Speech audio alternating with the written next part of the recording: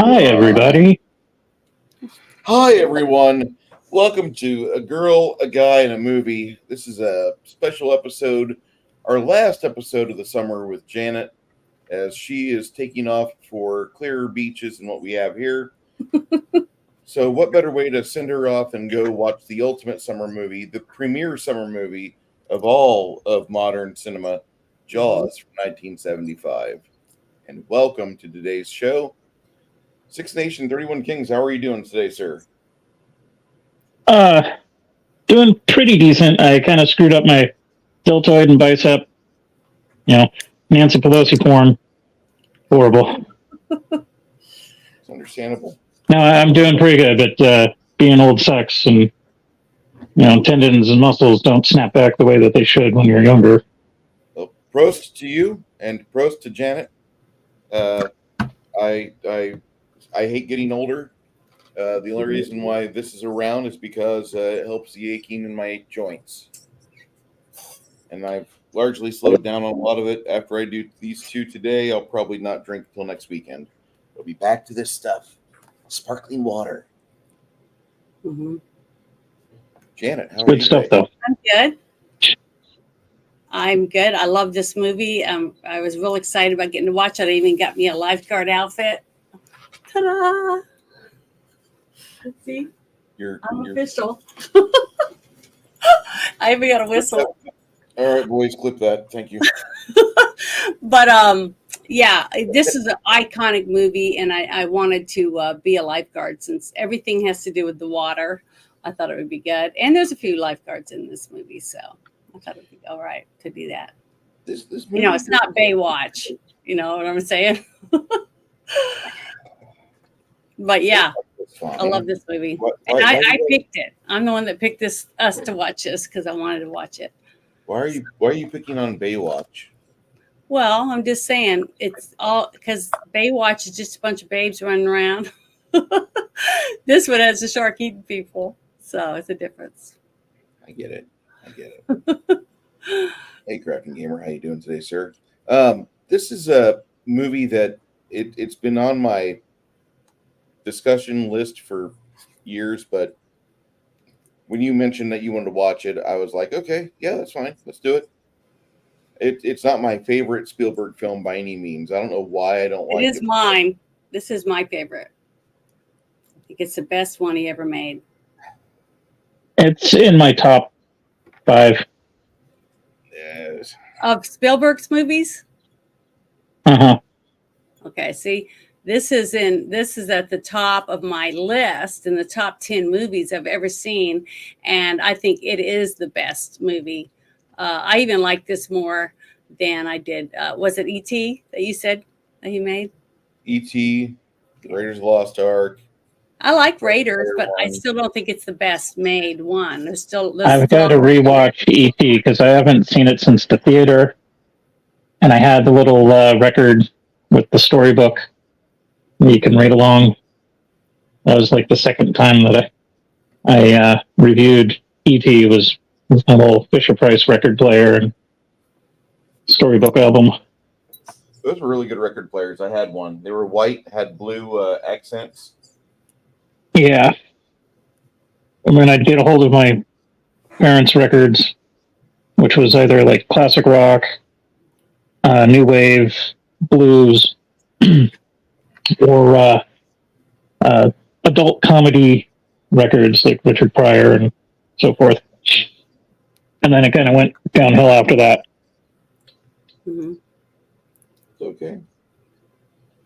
It's all right. Yeah, I got busted for teaching kids dirty jokes in school back when, Do you remember? It was a little different time. Truly Tasteless Jokes? Is that the book? I vaguely remember that. I think so. Yeah. God, there was one that they had. It was Red Fox, Richard Pryor. Oh, what was that? Anyway, getting sidetracked. Yeah, I I got into this movie probably 15 years ago because I had a chance to see all 4 Jaws within like a 2-day period. Mm-hmm. And I did that, and it was worthwhile. It was very worthwhile. It was worth watching. It was enjoyable, and even more importantly, I got a chance to actually go through and digest all these. And I got to say that it starts off on a real high note, and then it just starts sliding down. It's a trippy series that way. Yeah. Well, see, I only Like saw normally they get start at the bottom and go to the top. This was at the top, and then it was just downhill from there. Now, granted, part 2 wasn't too bad, relatively speaking. Jaws 3, I got to see in 3D, and that was cool. But I was young then, and it's kind of hokey now. Yeah, don't watch it now. 4, the only thing good about 4 was Michael Caine. I've never seen the movie for Jaws 4, but I've seen the mansion that it bought me, and that is quite nice. I didn't see it. The NES game, like I said, that was based off of 4 was better than 4.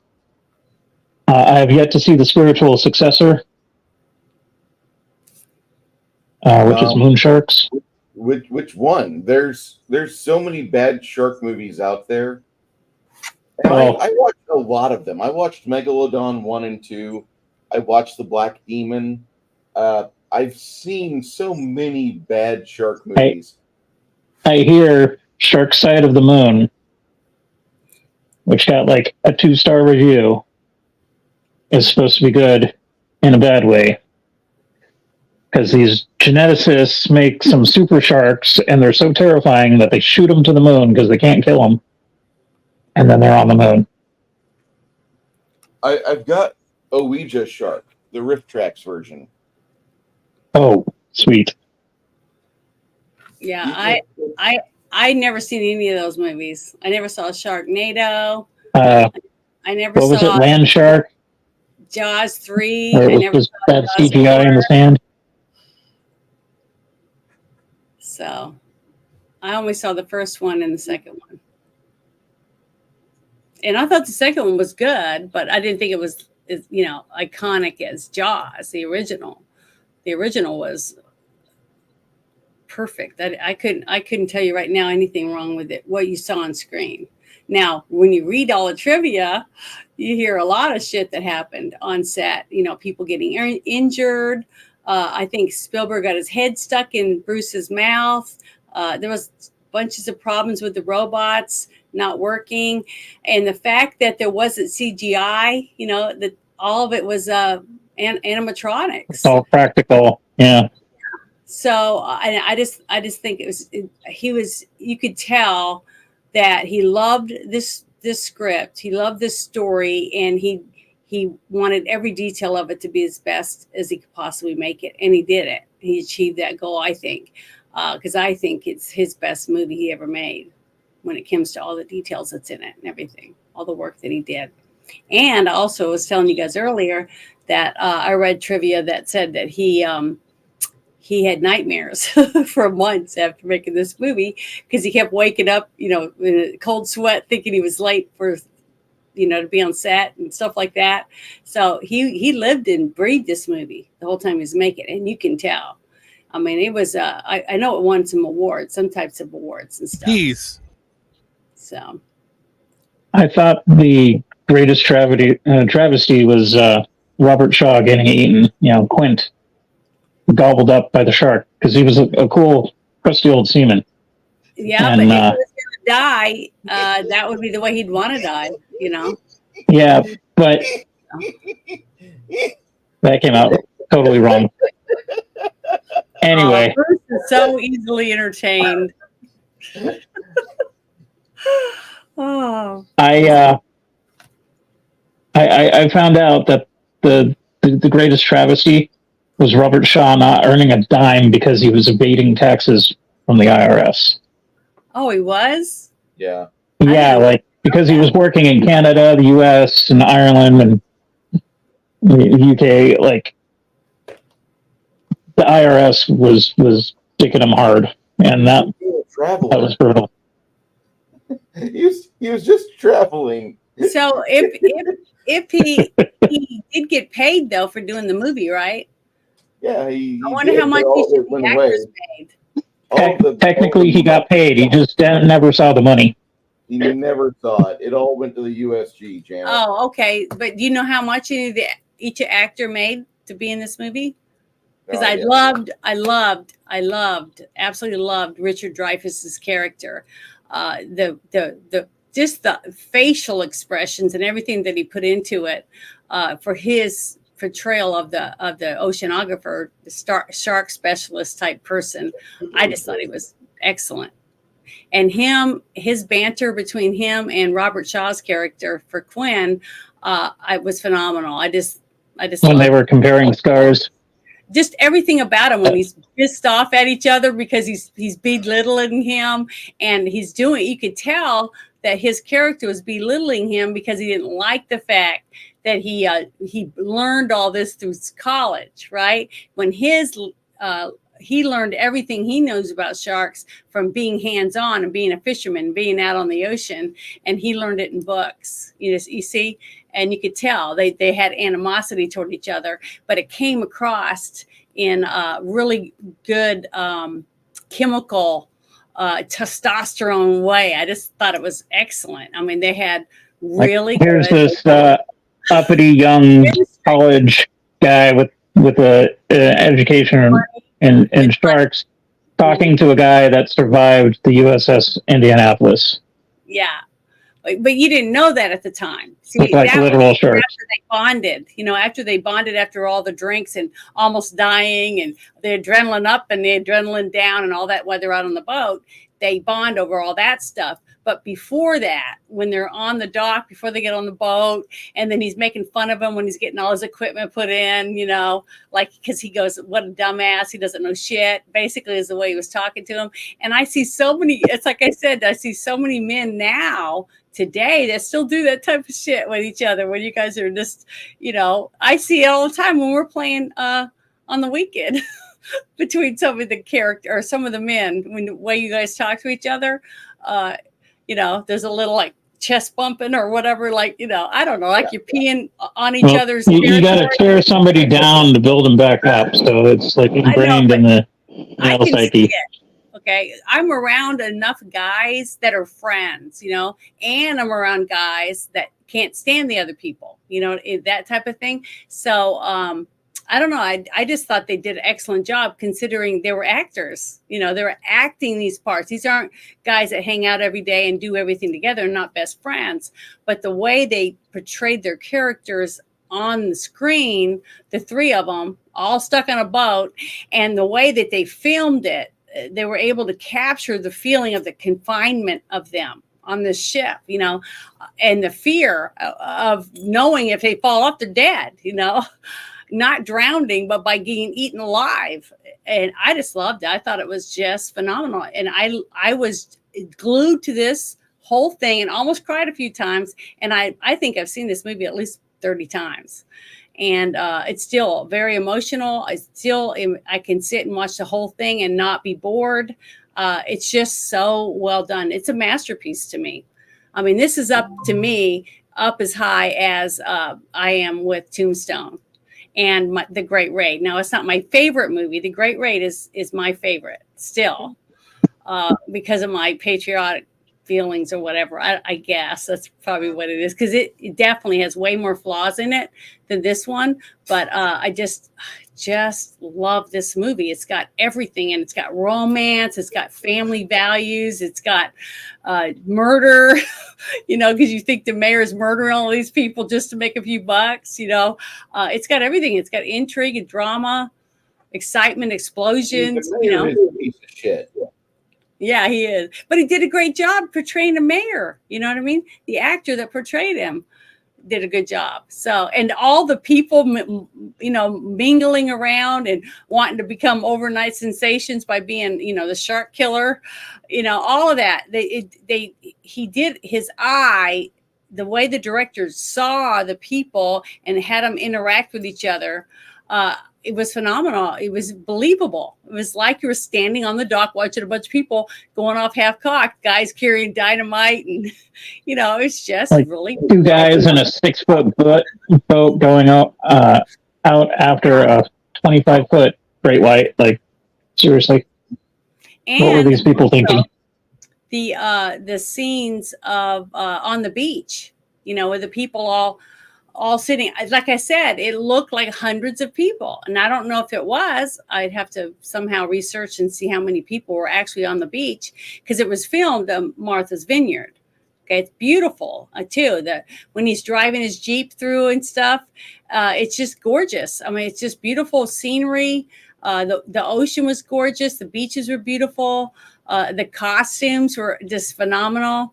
The gore, you know, the blood, like when that little boy, when you see the shark's fins going back and forth in the water, and then you see the water, the air burst out with the water of his little floaty, and then you see the blood. I almost started crying. I get so emotional thinking about it, because it's just terrible to be a mom up on the beach and seeing everyone running and panicking and pushing each other out of the way, and then her son doesn't come out of the water, and then you see his little raft float up with lots of blood with it. And I've seen that. We just saw that a couple of weeks back from that woman that they dragged out of the water in Texas. Yep, right over here. And there was blood everywhere. I mean, it was People never learn. Yeah, it was a very gruesome scene. And so he did a phenomenal job at looking for details like that. Like when you see the young deputy and you see the drunk guy that went swimming at the very beginning of the movie to get Brody out to the beach, and you see him way off in the distance behind him when he's talking to the young man about, you know, you haven't seen her, what happened to her, because they just think she's missing. They don't know for sure if she drowned or anything, but all of a sudden you hear him blowing his whistle, you know, and they go running down there, and then you see him like running away from whatever it is that we don't see, and then he's on the ground and he's trying to not pass out. You can tell he's just very emotional, and then they walk up on it and you see him like gasp, and then you just see her arm and her hand, and the crabs and stuff. I mean, they just made it look very realistic. I mean, the prosthetic arm that they used originally looked too fake, so they actually buried someone in the sand. So that's a real arm. Oh, really? In the sand. It looked real. I mean, it looked good. And those were real crabs. You could see them moving around and everything. And there was sand like stuck to the skin. So it was very believable. And then the scene, it was because of Richard Dreyfuss, though. That's why.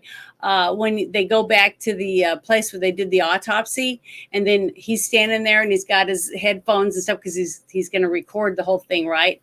And the mortician, or what do you call the guy that does the autopsies? Not the medical examiner.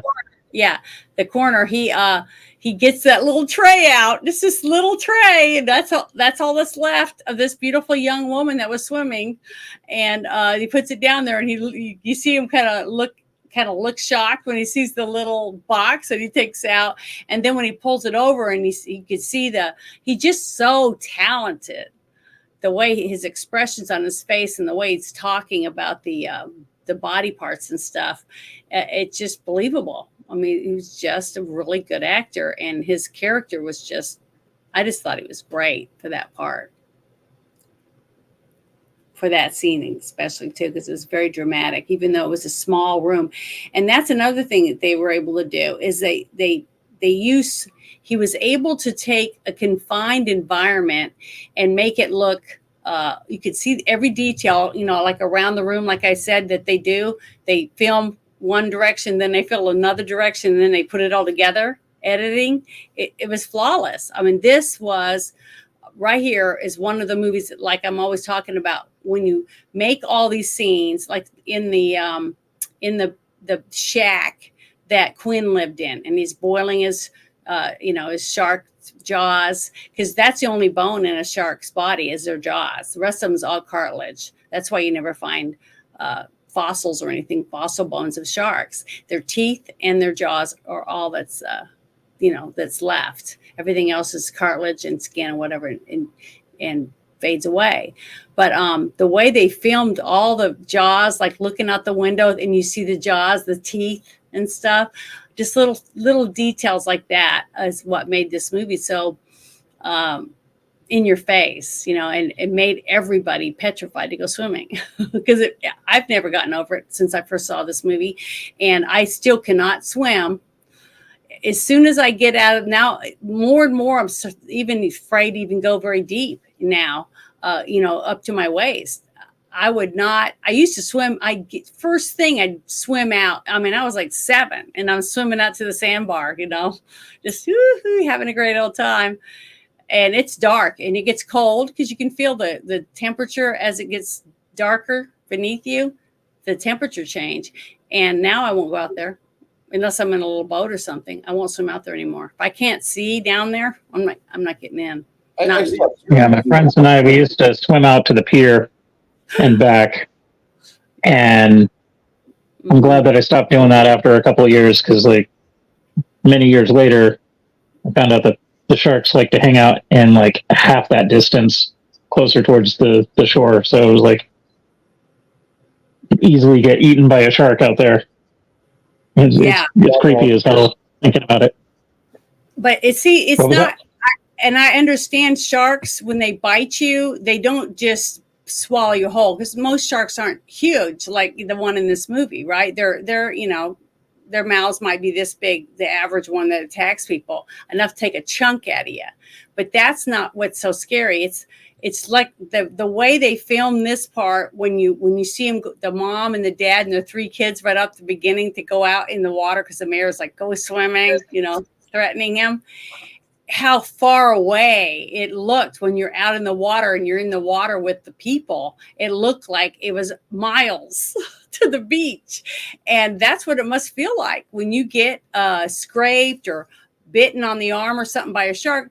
All you're seeing, like in your nightmares, and you're going down a hallway and the hallway just gets longer and longer. That's what it looked like. And that's what I think the fear that you'd have, that the beach is just getting farther away. You're never going to make it. You're never going to live. You're going to die because you're bleeding out.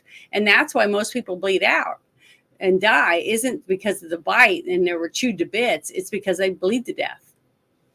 Because a shark takes a bite to see whether or not you are food. And if there's not a high fat content, they don't finish the job unless it's a feeding frenzy at the time.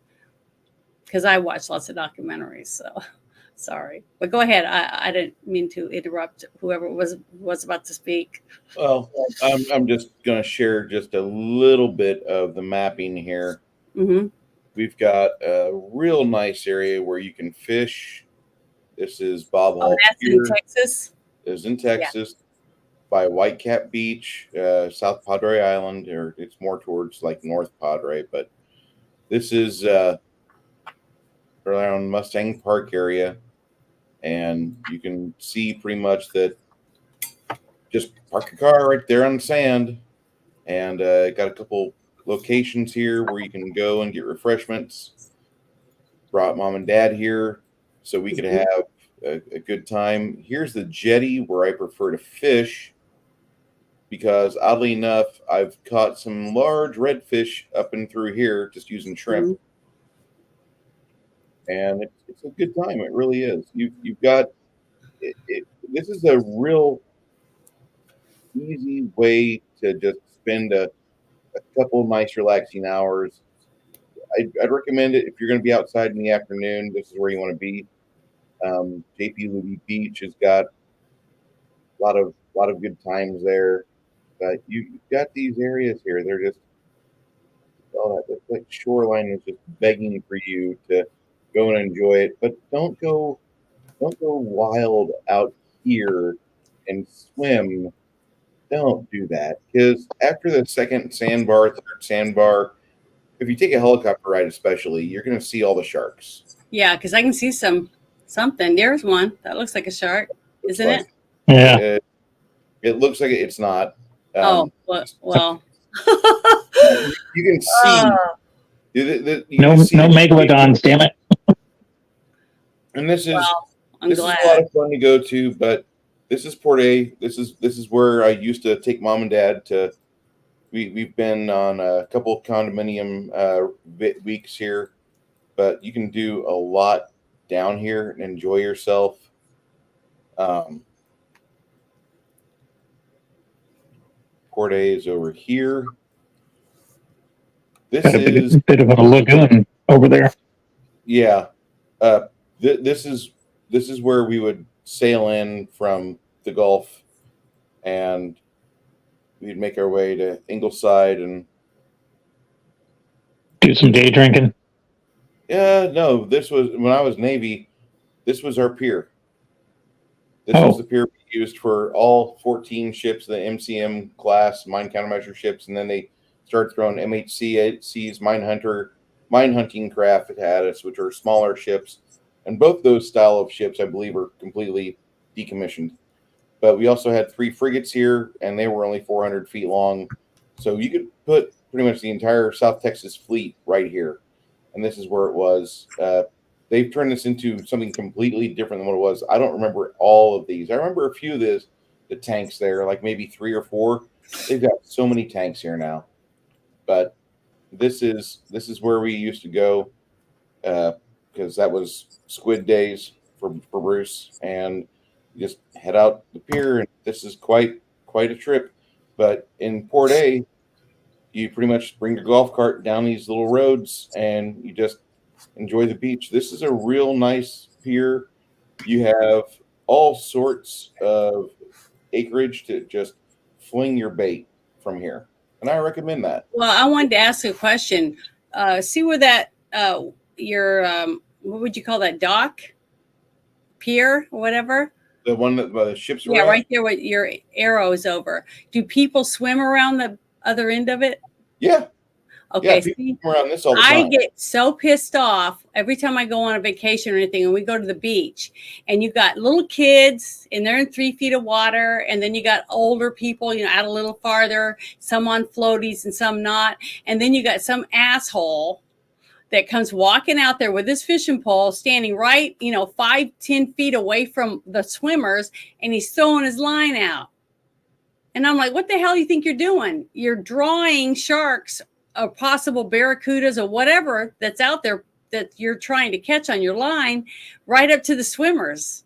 That's why I honestly believe why we're seeing such a huge amount of people being bitten by sharks.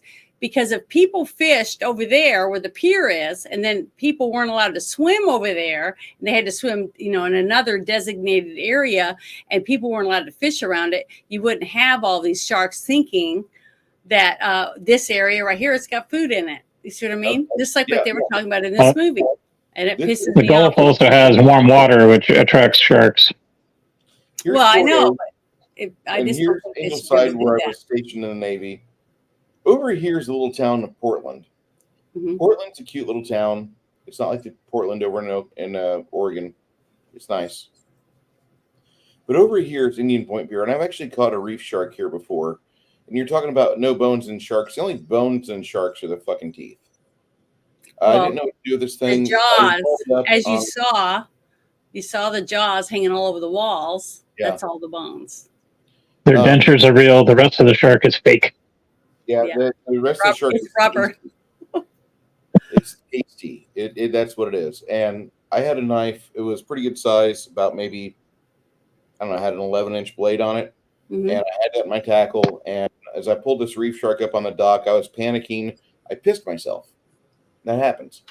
I'm sorry. I was having fun. I also pissed myself when I went hog hunting once. But over here, got a hold of this reef shark, and one of the other fishermen in the area is like, do what you can to not put yourself at risk to the mouth, and then start cutting it up and start staking it. Steak.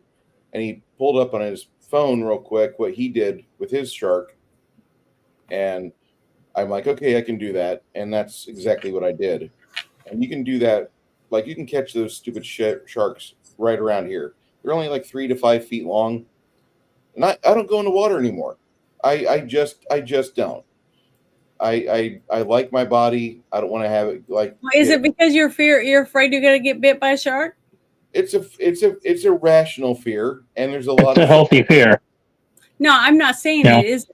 I'm just saying a lot of people won't admit it. They don't want to admit that's why they don't go in the water. I don't go in the water anymore. I used to go in the water all the time, but after I had a few like experiences where like, oh, I caught a shark. I've actually had my hands on a shark before. I haven't had my hands on the water since. I'm good. I'll go fish. You can either get sharks, like on the coast, and then you can go to the lakes or the bayous and stuff in Louisiana and get eaten by gators. So we do have. Can you pull up Santa Cruz Beach Boardwalk? Pull up Santa Cruz Beach Boardwalk. Yeah. Yeah. But yeah.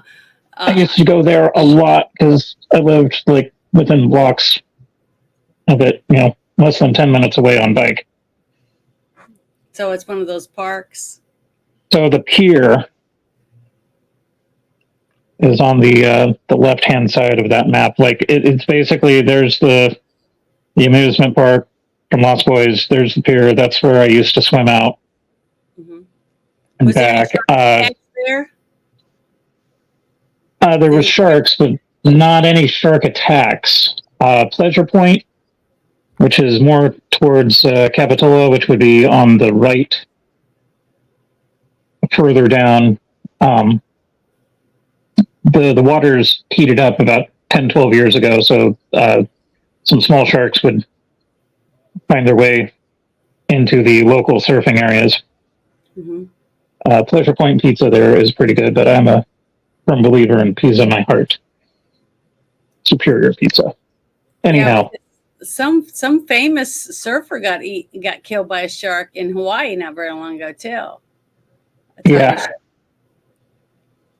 So I think. And then Natural Bridges is on the far left, further down West Cliff Drive there. It's basically all along the coast. There's also a nude beach. You know what? Stay away from those. Wrinkly hippies. Yeah, it's gross. Stay away from nude beaches. You don't want to see that. Why? You don't want to see that. Janet, what if I had too much confidence? What if people bigger than me? What if I had too much confidence? What if people bigger than me had too much confidence? It shouldn't matter. Do you really want to see that?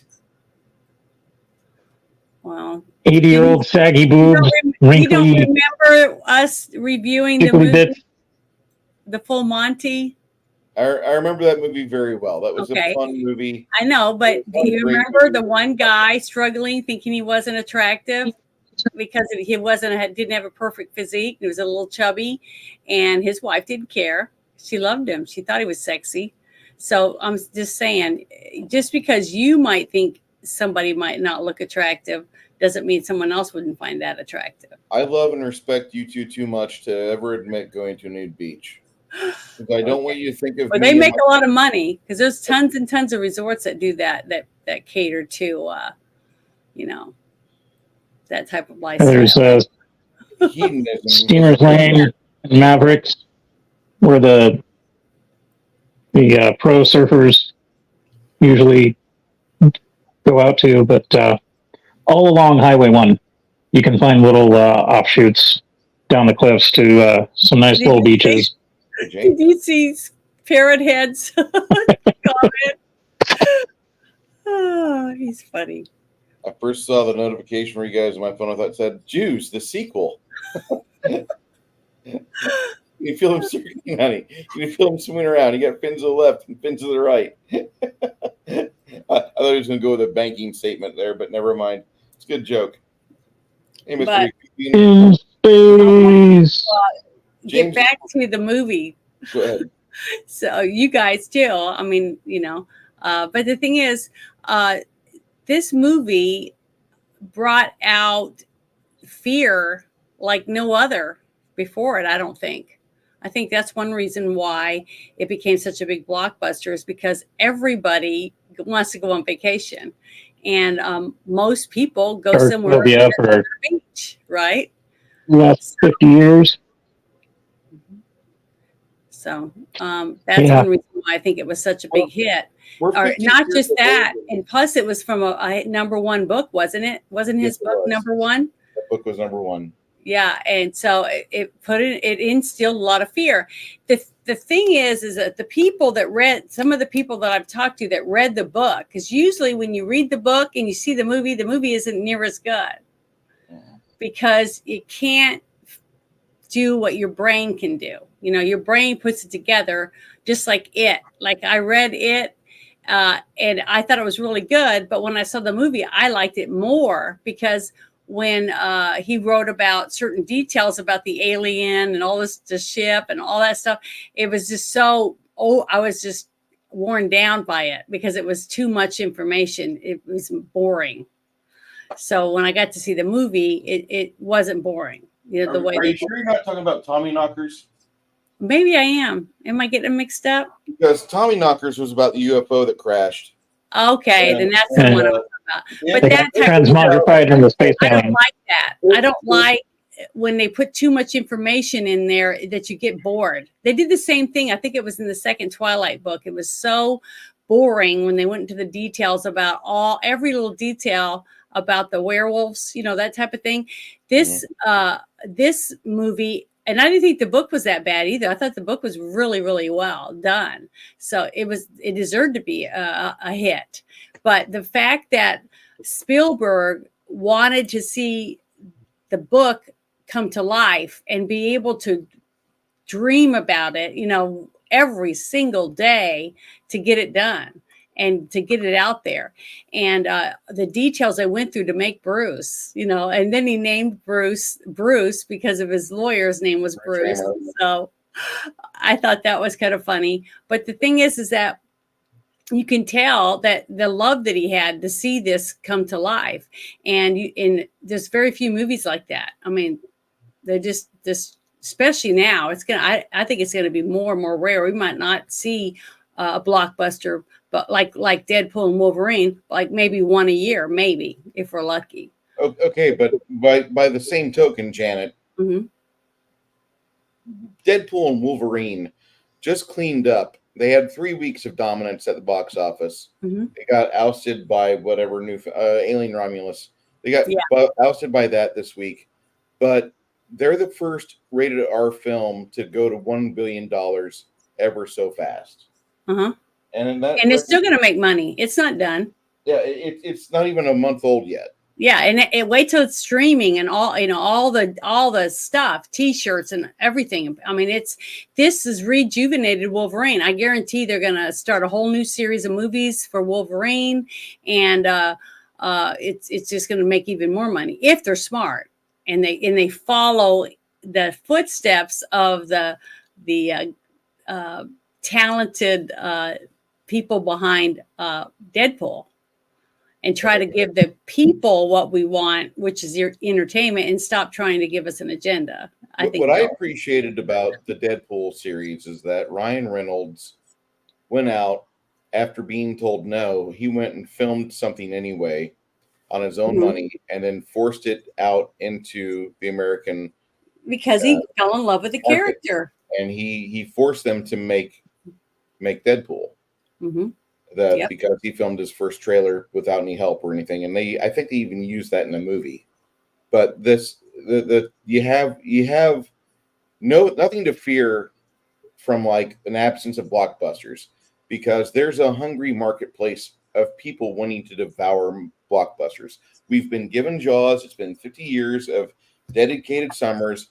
We had a few years of stupidity where we thought we should mask up and hide in our house like Joe Biden. Yeah. And that didn't really work, didn't really help us out. In fact, drove suicides up more. And, you know, we have young ladies that want to go out and be woo girls. And we have to abide. We have to give them the chance to go woo. If we don't have blockbusters, then what's happening is that there's not a movie worth watching.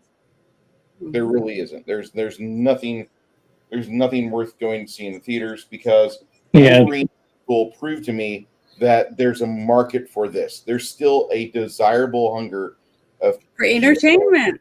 that want good entertainment.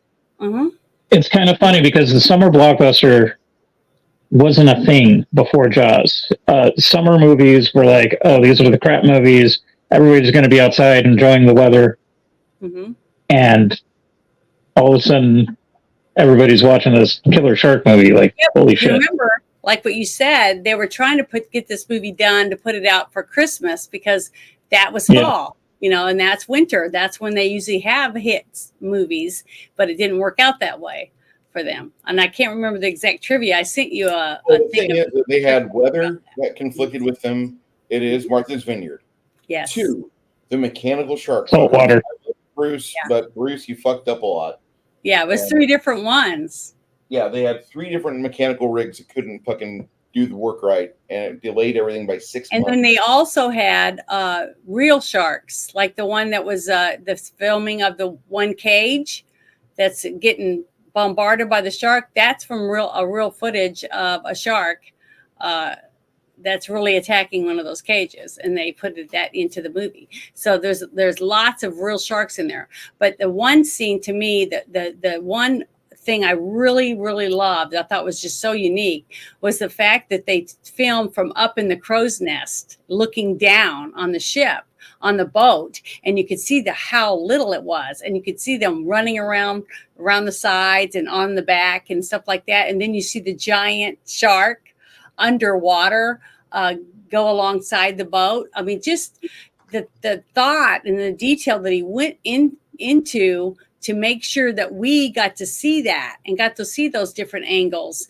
And the thing that I went on and on about, I know I talk a lot during the movies, I'm sorry, but when they shot it with the barrels and then you saw the barrel going along, that they had you couldn't see any waves, okay, that from being pulled along by a tugboat or whatever it was phenomenal. The thought that he went into it, saying, we don't want to see anything. We want it to look like it's underwater. So they worked on that because it was before CGI. So all this was hands-on, everything they made themselves to make it look that way. And I wish that's why I loved it when you got me to watch the Darkness, Gamers or whatever, Darkness Rising, when I got to see that, because I loved it. And that's another reason why I love independent movies and, those types of movies, indie movies, is because there's a lot of practical costumes and makeup, the special effects, everything they have to do. They have to use their imagination and come up with ways to make it work because they don't have all the money that Hollywood's got. They can just CGI everything. I mean, we're in bad shape. If we end up doing all CGI movies, they're going to suck because they are not realistic. I like the small little flaws, like when the shark was getting moving around. Sometimes this wasn't perfect, but I don't care. It was great. I just thought it was really, really, really well done. I just absolutely loved this movie. I just loved it. And I jumped a couple times, like when he went down to the boat and the head popped out. I forgot right at the moment what moment it was going to be. I knew that it was going to happen, but I couldn't remember exactly when. And it got me, and I went, "Oh my God!" It scared me when he dropped the tooth at that scene. So there was a lot of good parts like that that I remember jumping in. The part where the guy in the little boat out in the pond area, when his son is swimming and you're worried he's going to get, killed.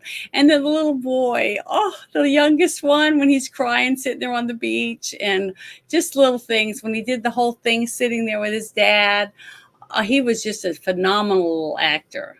All right, guys, we'll be working the next first year reveal on cards for this stream, A Girl, a Guy, and a Movie, because Janet has made it a thing now to where when she talks about the children in movies, you can hear her ovaries explode and cry. I can't help it. Who couldn't? I just think every woman that watches any of these has to have the same feeling because they're just so cute. We'll be doing bingo cards next year. The opening reveal where Jaws pops out of the water and gobbles up the kid, and then everybody's panicking, and that one douchebag pushing the freaks out and knocks over those kids, and takes her every time I see it, I'm thinking that motherfucker needs to get 8. Well, the first thing I got pissed off was the mayor. I got pissed off the mayor as soon as he said the beaches will stay open. Didn't even care that they just got a woman Hauled up this corpse out of the all ocean, eaten mostly off eaten. the beach. Oh, Jaws 3 and 3D they're is always phenomenal. politicians are always trying to ruin our day. All they think about is themselves. Terrible movie, but awesome in 3D. What are you talking about, Janet? We're trying to have an economy here. Don't you know that without the beaches being open, this town will wither on the vine? Plenty of people will go instead to Nantucket or Worcester Cape Cod. How And did you think your grandmother owns an ice cream salon? Would you like to see her close it down in the heat of the summer? That scene between the mayor and Richard Dreyfuss, his character, when he's trying to explain to him that he goes, all these sharks do is eat, swim, and make baby sharks. That's all they do. They're an eating machine.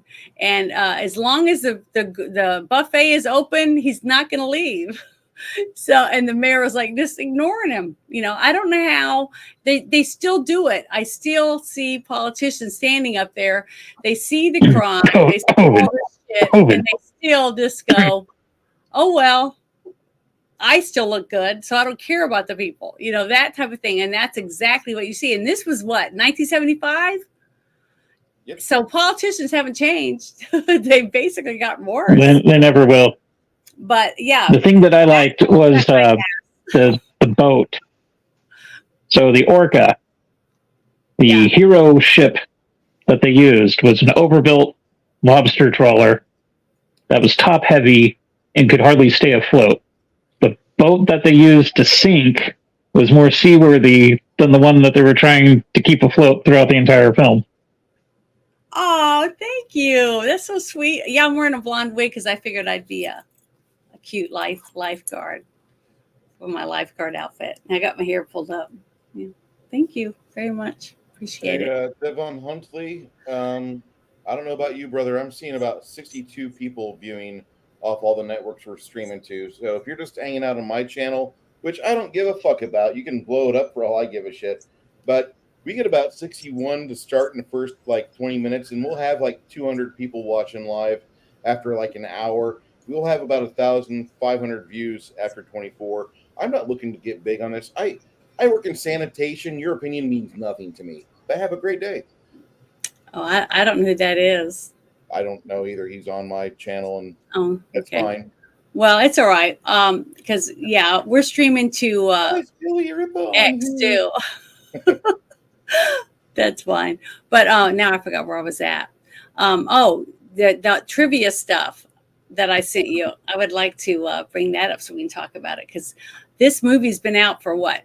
Almost 50 years? 50 years this summer. Wow, that is a long time. And it still stands up well. This movie still stands up really well on everything in it, I thought. What do you guys think about that? There's a few parts in it where the pacing could be just a might bit tightened up, but it eats its runtime really well.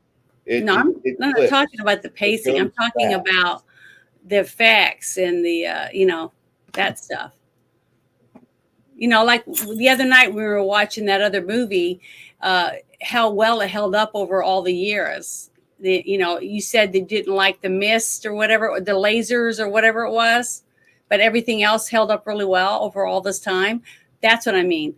Even though this was all practical effects, basically, and three robotic sharks, okay? And then you had the, when he was bleeding from his mouth, when he was being eaten by the shark, it was acting. You see what I mean? Acting is what made this movie so good. Like with Richard Dreyfuss' facial expressions and his anger and his banter between him and Quint, all that is what made it more dramatic and more where you're like, oh my God, someone's about to die. And then you hear the music getting higher and higher and building up the tension.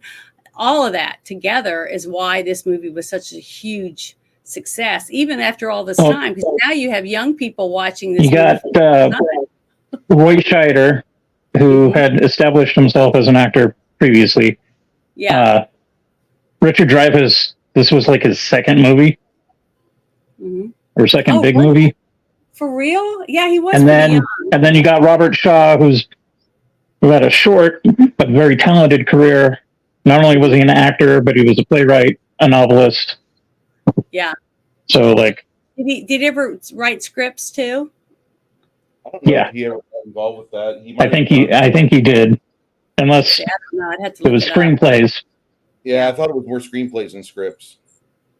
Yeah. So yeah, but the thing is that all of these people were so talented.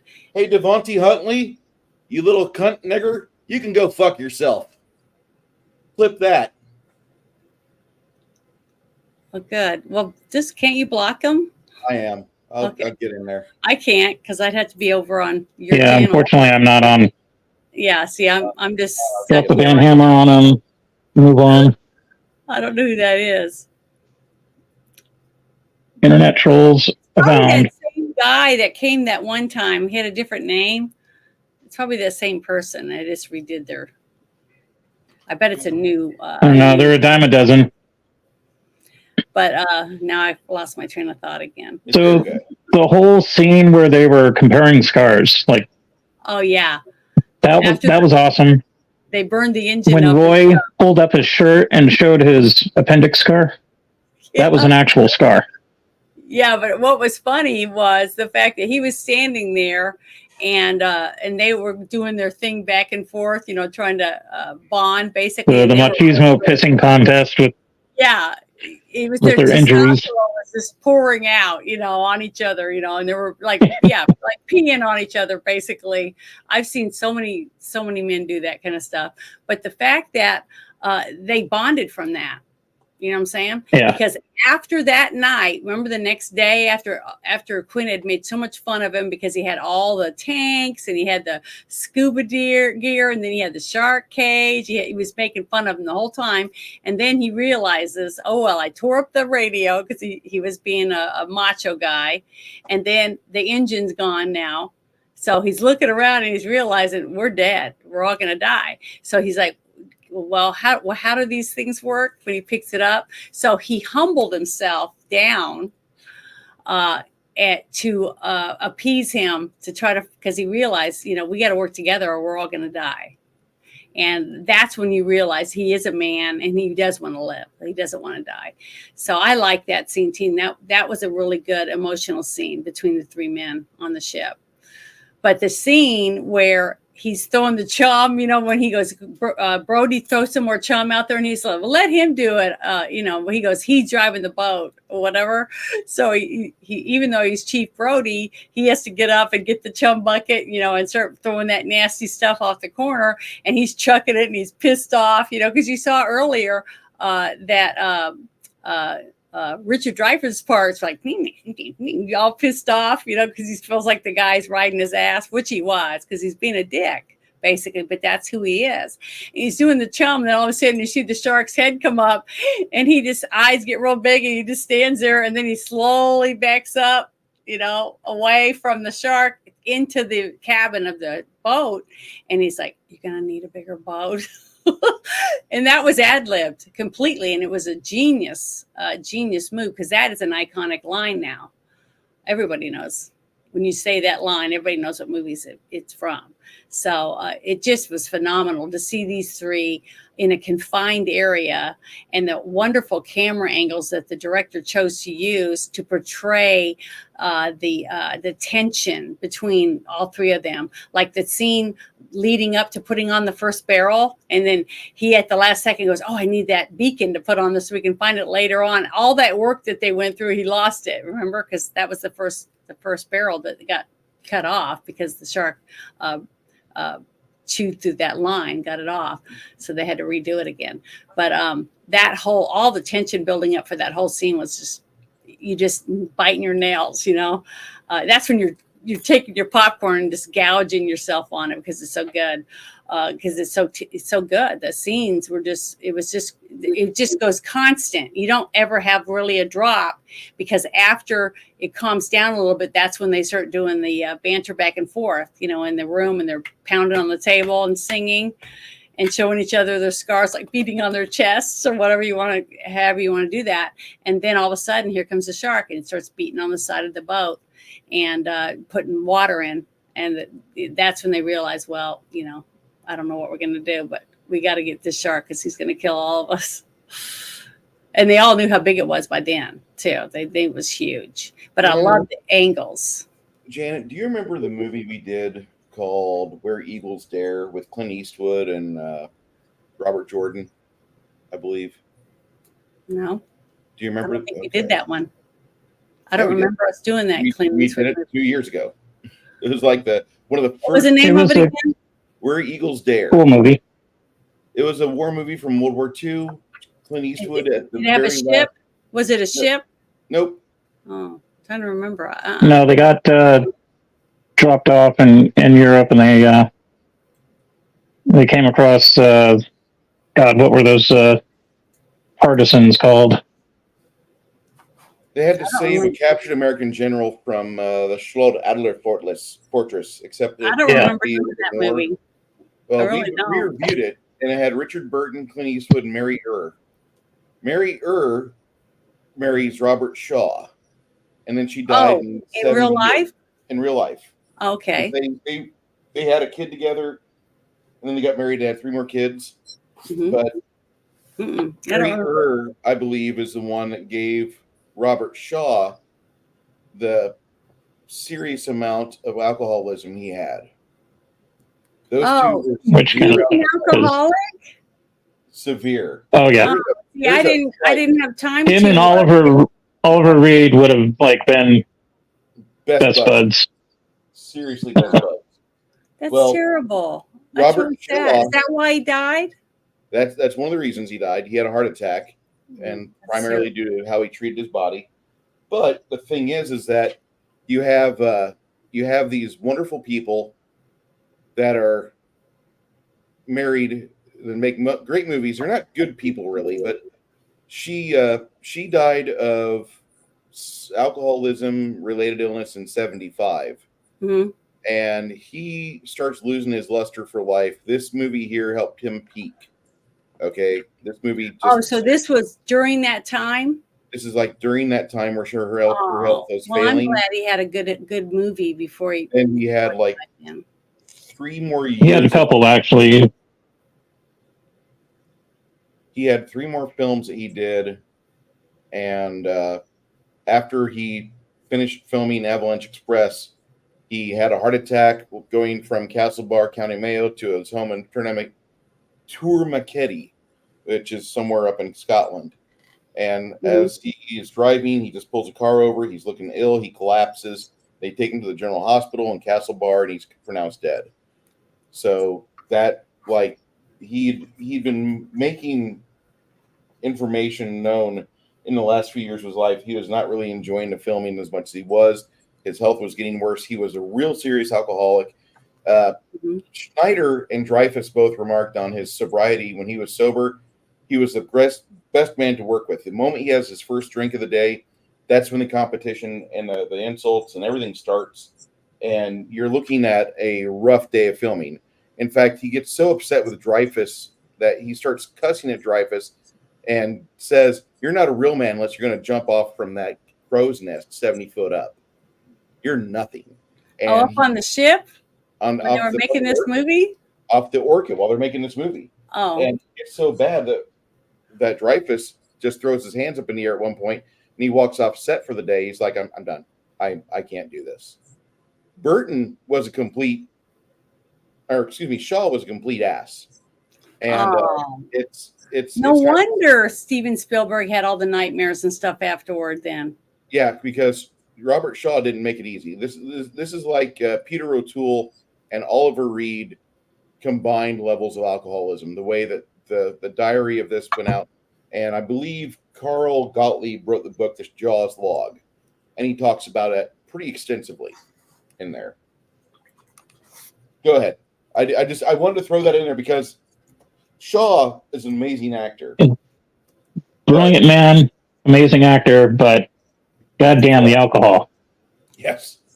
I didn't know anything. Not about everybody's that. a happy drunk. That's really, really sad. That's really, really sad. We have a request for a movie called 47 Meters Down. I haven't seen that, so that'd be a new movie I haven't seen. I recall seeing it like advertised, but I have not watched it Yeah, I yet. remember seeing something. Maybe if I watch the trailer, I'll remember seeing some stuff about it. But I don't know. I haven't seen it.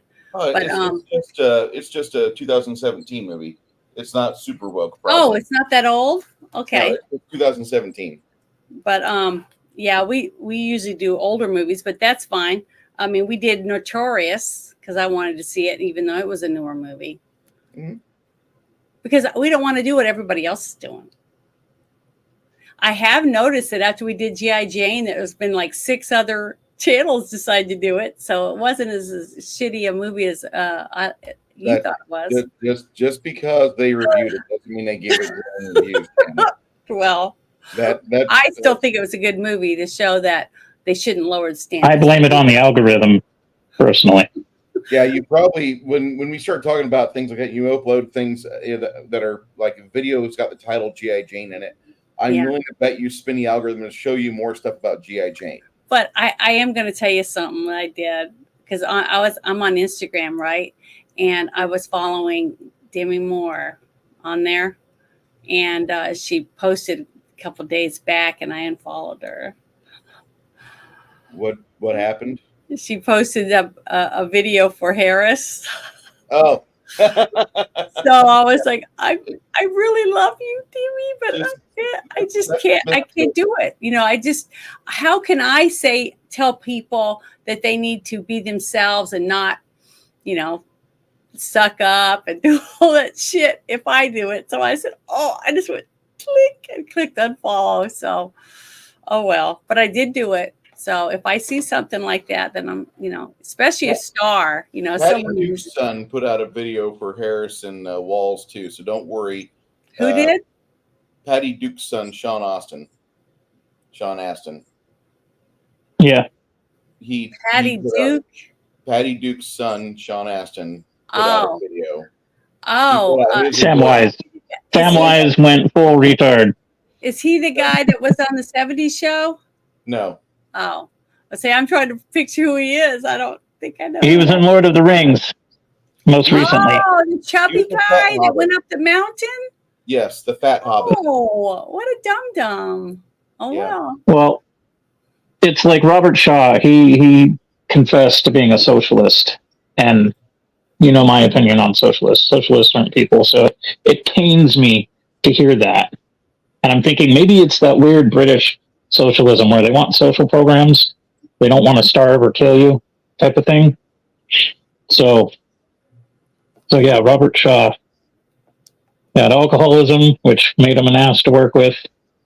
Mm-hmm. And he was a socialist. That puts a bad taste in my mouth, but I still value him as an actor. He had talent. It's just if things had gone a different route. I didn't know he was a socialist. Yeah, why does it seem like all the socialists are rich? Because they don't believe in what they preach. Apparently they don't, or they just believe in it for themselves and not other people. That other people don't have the right to be rich. Say, not as I do. That's all it is. I don't agree with that. You know, you can't tell your kid don't smoke while you're smoking, because my mother would do that, and I'm glad I don't smoke. But she would smoke. I never saw her without a cigarette. So, but she would tell us no, but not because she thought it was unhealthy. She said it until when you're old enough to buy your own, basically. So, you know. Well, if you are going to smoke something good. Like only one of us smoke now. Jerry Cavendish or out of all of us Golden girls. Arcadian. Get yourself a Briarwood pipe. Be sophisticated and cool. But yeah, I think that there's just so much detail in this movie. Do you want me to bring up the trivia thing? Please. Okay.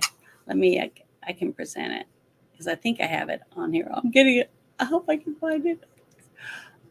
Is it this one? Let me look. Yeah, I think it's this one. Yeah, I just really love this one. Let me go to the top. Yeah, I found this while I was looking through some stuff a couple days ago, because I just thought, wow, we got to have some good stuff because this movie is so iconic. But I thought this was really good because look at the detail on this shark. Even though they had so many problems with 3 different ones, they just did really, really good. And the part where he was brave enough, this guy was brave enough to go inside the mouth of a robot, that had all these teeth, even though they were rubbery and stuff. That's brave, even though I guess, he thought, well, I'm not going to get my paycheck if I don't. So I guess I better. But the thing is, it says, it's 45 years ago this weekend. I just still can't believe that. Just doesn't seem possible. But it says the world's first summer blockbuster hit. So I would like to know, though, if anyone in the chat wants to tell us what they thought about the movie. I'm only talking about the original Jaws because I saw the second one, but I didn't see the others. I didn't see any of the other Jaws. But I have this poster right now hanging on my wall. It's framed and everything, but I do have a poster of that. And it's been decoupaged so that it doesn't get ruined. But yeah, because it's one of my movies that made me not swim. I mean, I don't swim out to the sandbar anymore. After I saw this, when my parents brought this movie home for us to watch, I have never swam the sandbar since. I just can't do it. And I watched documentaries, so I know they really will eat you, or you will die if you could die. Your chances go way up, especially if you're out there. You just bleed to death, and you might not have an arm or a leg, or who knows, a hip or whatever. It's just scary as hell. But it says, here's one of the things I thought was really cool. It's hard to separate Steven Spielberg's brilliant movie that's from this book, right? I'm just going to skip through it. I don't want to have to read all of it. But it said that it hit theaters on June 20th, 1975. And that it says that Richard Dreyfuss played oceanographer Matt Hooper, and it was originally planned for a Christmas 1974 release. Lengthy shooting delays. You could, because of the shark, basically kept having all the problems with the robotic shark, so they weren't able to do it. Just like we were talking about earlier, that's when you usually had hits, was in the fall, where on Christmas, Thanksgiving, and stuff like that. So the fact that delay, because of Bruce, is the reason why it became the first summer blockbuster. So it broke records for that. I thought that was really good. So are you guys still there? I'm here. Okay. I just didn't hear anything, so I didn't know. And I can't see it. You can't see where we are. Continue. Looking That's at good. I'm looking at this other page. Okay, then it says, because it was filmed at Martha's Vineyard. So I thought that was interesting because I didn't know that that's where it was filmed.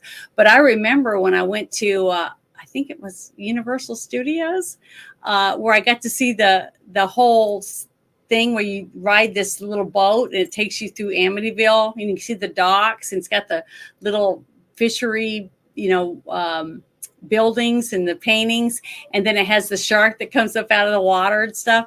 I just thought that was really cool.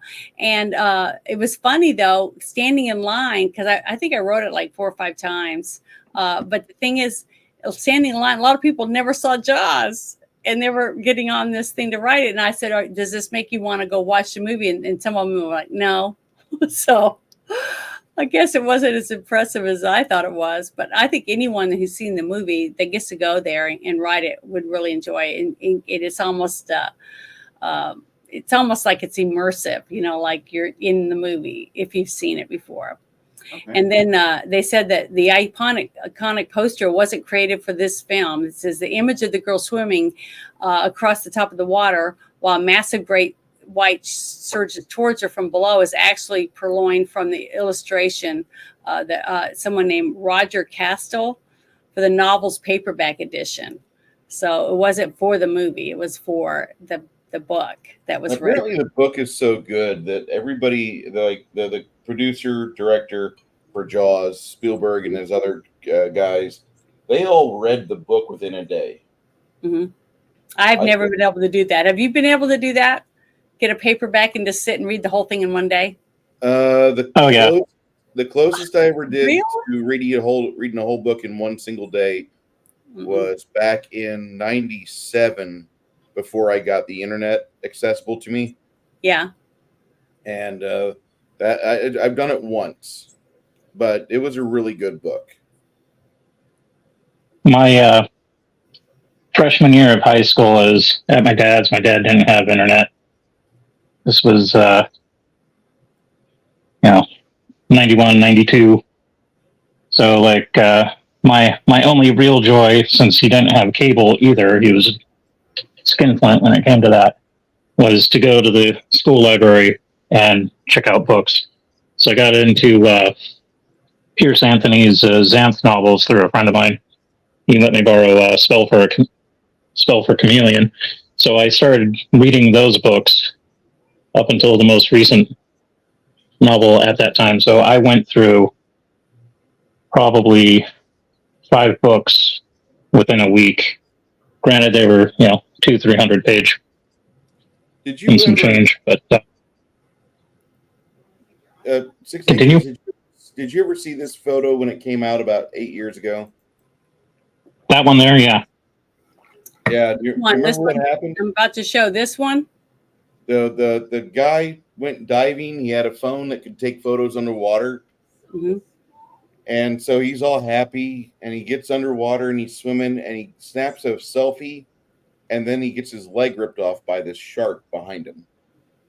The phone, In real life? in real life, the phone uploads this photo to his social media, and his friends find out about a half hour later after a bunch of comments like, "Oh my God, that's awesome! There's a shark behind you," and other excited comments on his See, photo. I thought that was fake. Nope, that's a real photo. That's him getting ready to get his leg ripped off. He lost his, I believe his Where right was leg. this at? I want to say Costa Rica. Oh, how horrible is that? I'm glad Some he place where lived. they have sharks. I'm glad he didn't die. I mean, because so No, many no, no, people no. He died. He died Oh, of blood he did? loss. He died of Oh. blood loss. That's what I said. There's Most people die there's from no way food for him like to that. not die from blood loss on that. But they found that on his camera. His camera wasn't found Oh, for like a bit, and they just, I don't even think they actually found it. They just had it upload that, and then the camera put it yeah, down. bad about Yeah. that. The cloud. It's crazy. That's horrible. Just Wi-Fi. There's no cloud. It's all a lie. That's There was no horrible. Wi-Fi at the beach. Have you ever been to the beach? I showed you the beach about 20 minutes ago. But I'm saying the cloud. The cloud is not a physical cloud. No, it's All not. false advertising. Oh, no. Wait. Well, when Kamala explains it, it's a real cloud. So a happier story, but equally horrible. What was it? A month or two ago, I was listening to Mr. Bollin's stories. This one happened to be like the most unlucky dude in the world. So the gist of it is he survived and he's got a memento. But the dude went down to South Africa to go surfing. It's from like Minnesota or some crap. And the nearest village is like 3 hours away. And he went surfing by himself on this beach, pristine beach, beautiful. He gets out there and he sees a shark like 30 yards away from him. So he's like, okay, keeping an eye on it. It goes away. He's doing his thing, catching some waves. He's back out there. It came back and he's like, oh shit. It's like curious about me now. And so he's thinking, okay, I'm pretty far off the coast. I gotta catch a wave to get back in. So he waits for another set and he's trying to outrun this shark. And the shark hits his board and like chomps it in half, nicks him, and he's bleeding and he's trying to get back to the vehicle. And so he has to catch another wave. to get back in on this busted surfboard that's half eaten, and he makes it back, and he gets to the shore, and he's bleeding profusely, and he gets in, and he takes an old t-shirt and tries to bandage himself up, and he's thinking, God, I'm going to bleed out before I get to this village.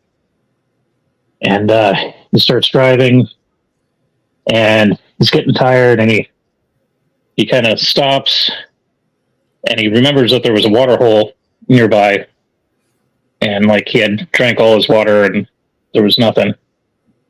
And so he gets out and he goes to this watering hole, and he like starts drinking some water, and he like leans up against a tree and kind of closes his eyes, and he's thinking, God, I'm going to die here. And then he somehow finds the will to live, and he kind of wakes up, and then he feels a sharp pain in his ribs. So his legs all chomped on. He looks down, and there's like this young lion gnawing on him. And he's able to fight it off, and he's not in any shape to run to the vehicle because the keys are in there, and so he tries to scare it away, and he hobbles off however many yards away from the watering hole he parked. And at that point, there's like a small pride of lions that are looking at him like, why aren't you dead yet?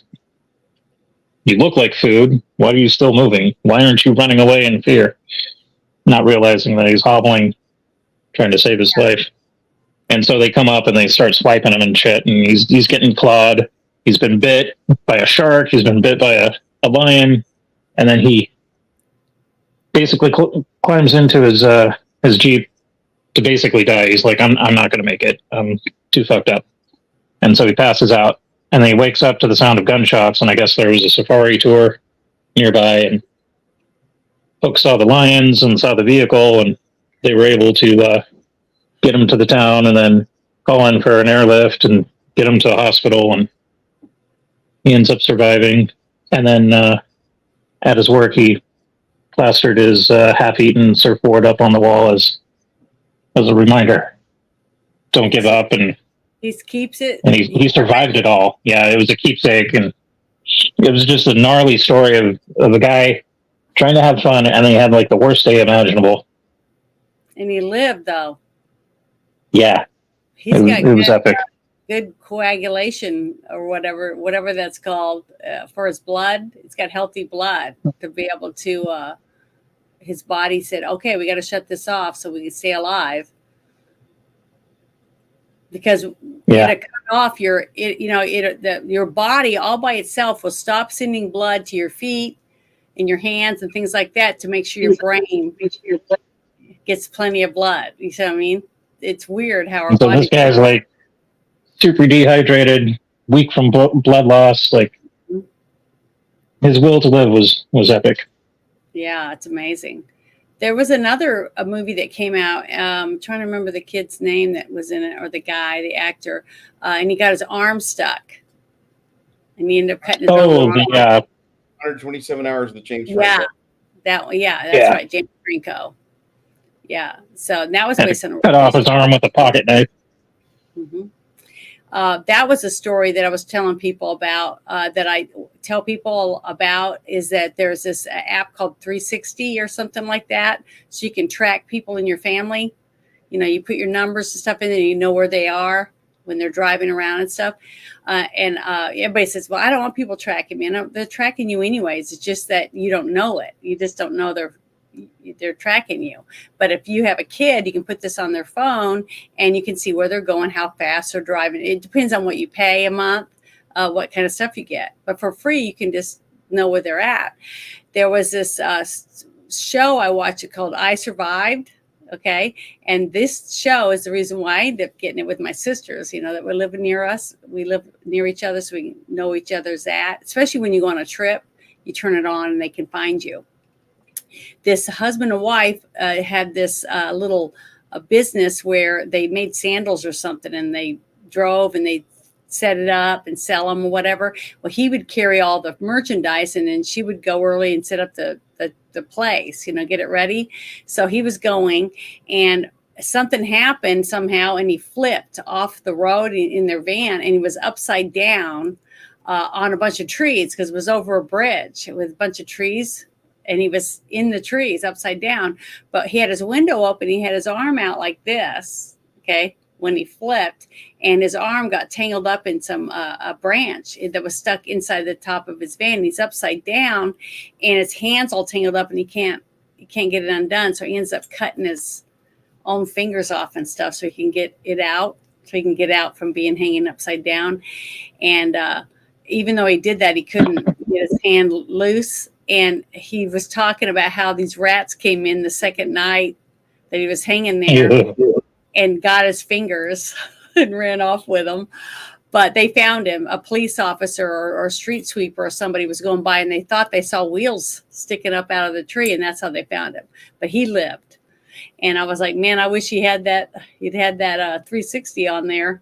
Then his wife would have been able to find him, within hours, instead of him being there for days. But yeah, it was a really horrible stuff like that people survive. But I tell people all the time, if you have a loved one, try to put this on your phone just so they can find you in case you have an accident or something. So they know right where you're at. I'm the total opposite. Like, I'll have my phone with me, but I don't like answering it. Mm-hmm. So we didn't have to I usually have it shut off. Yeah, there was another one I saw, and it was on a documentary about this killer that was killing a bunch of girls, and this one girl disappeared. She was riding her bike on some trails, and she just never came home.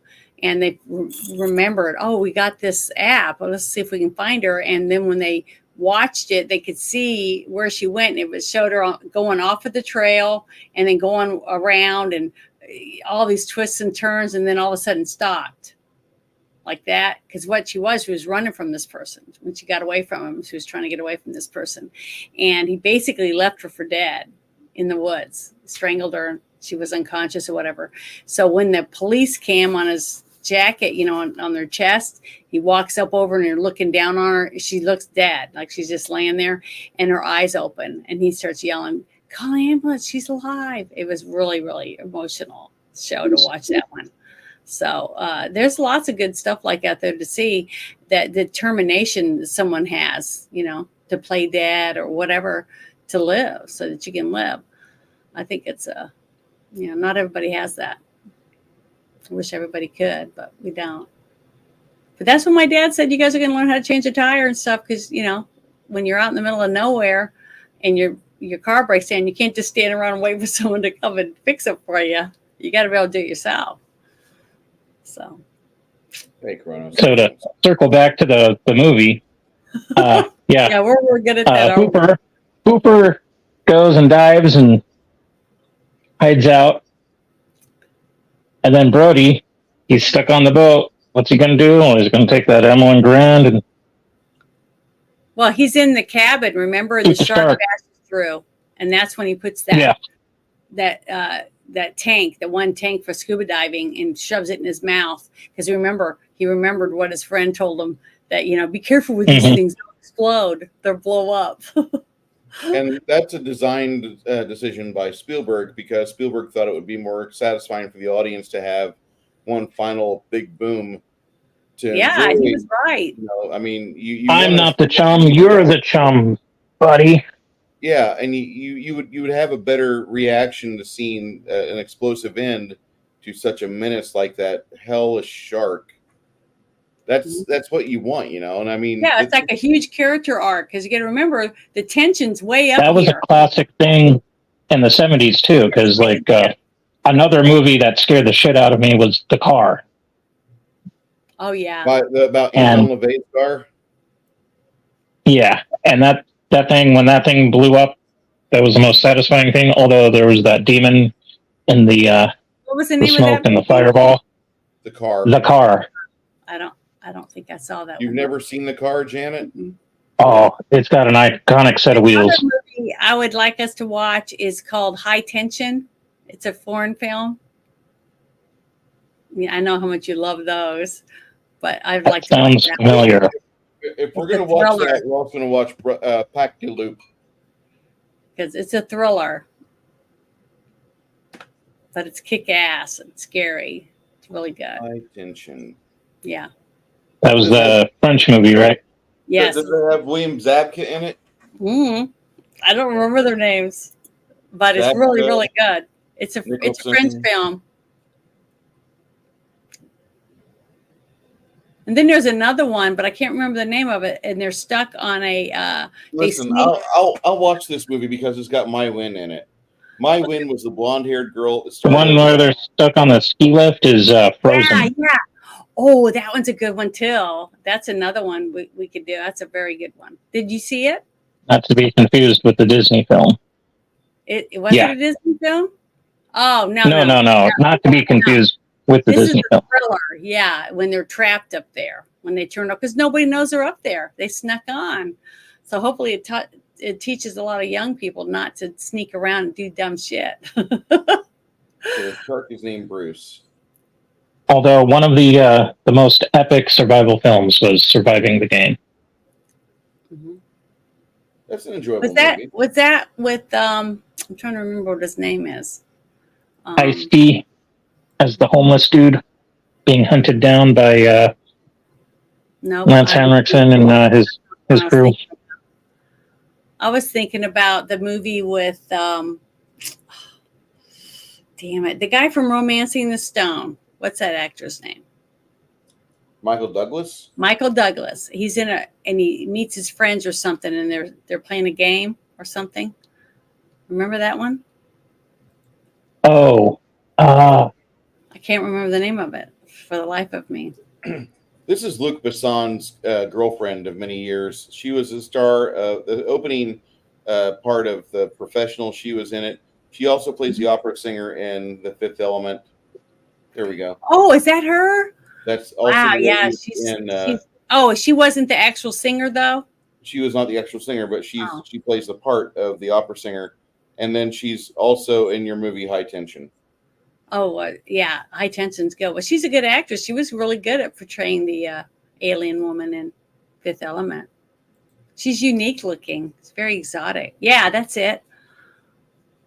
Those two are really good. The blonde is kick-ass actress. Because I just happened upon it one day. I was just flicking channels and I was bored.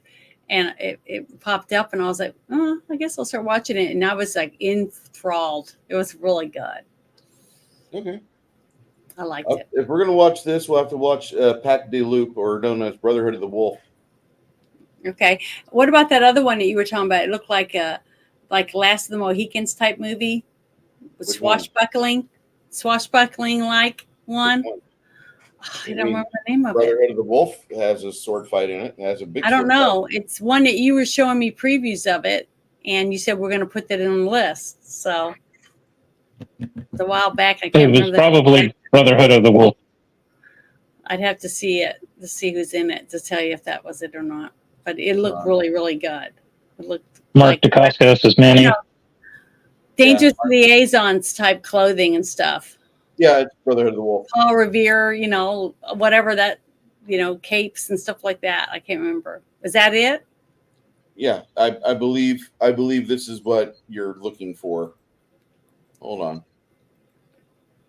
I can't remember the name of the actors. Yes, that's it. That's it. It's Brotherhood of the Wolf. Yes, put that on the list too. I would definitely like to see it. I haven't seen it, but I want to. It looks really, really good. Got to see it in the theater. It was pretty cool. I got it on DVD. Got to see the French version. It was really busy when you went and saw it at the theater? Actors.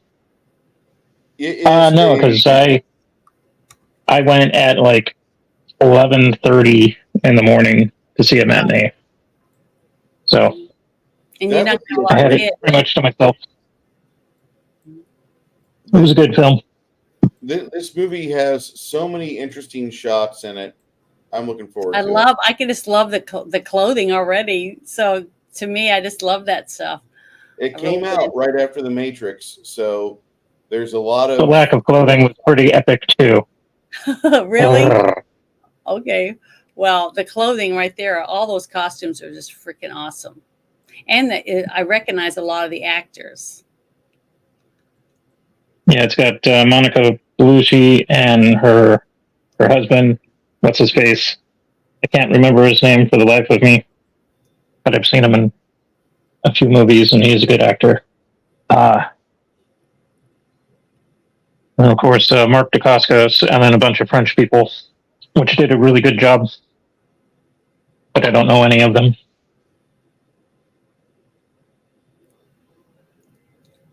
Yeah, I've seen him in a lot of stuff. He was in John Wick 3. He was John Wick's simp. If you remember that, he was every chance he had to kiss John Wick's ass, he did. Yeah. Especially after he got his ass beat. Well, good movie.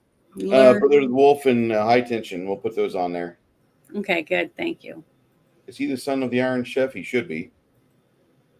So that's for those of you that are in the chat and you're still with us, still wanting to pay attention, do me a favor.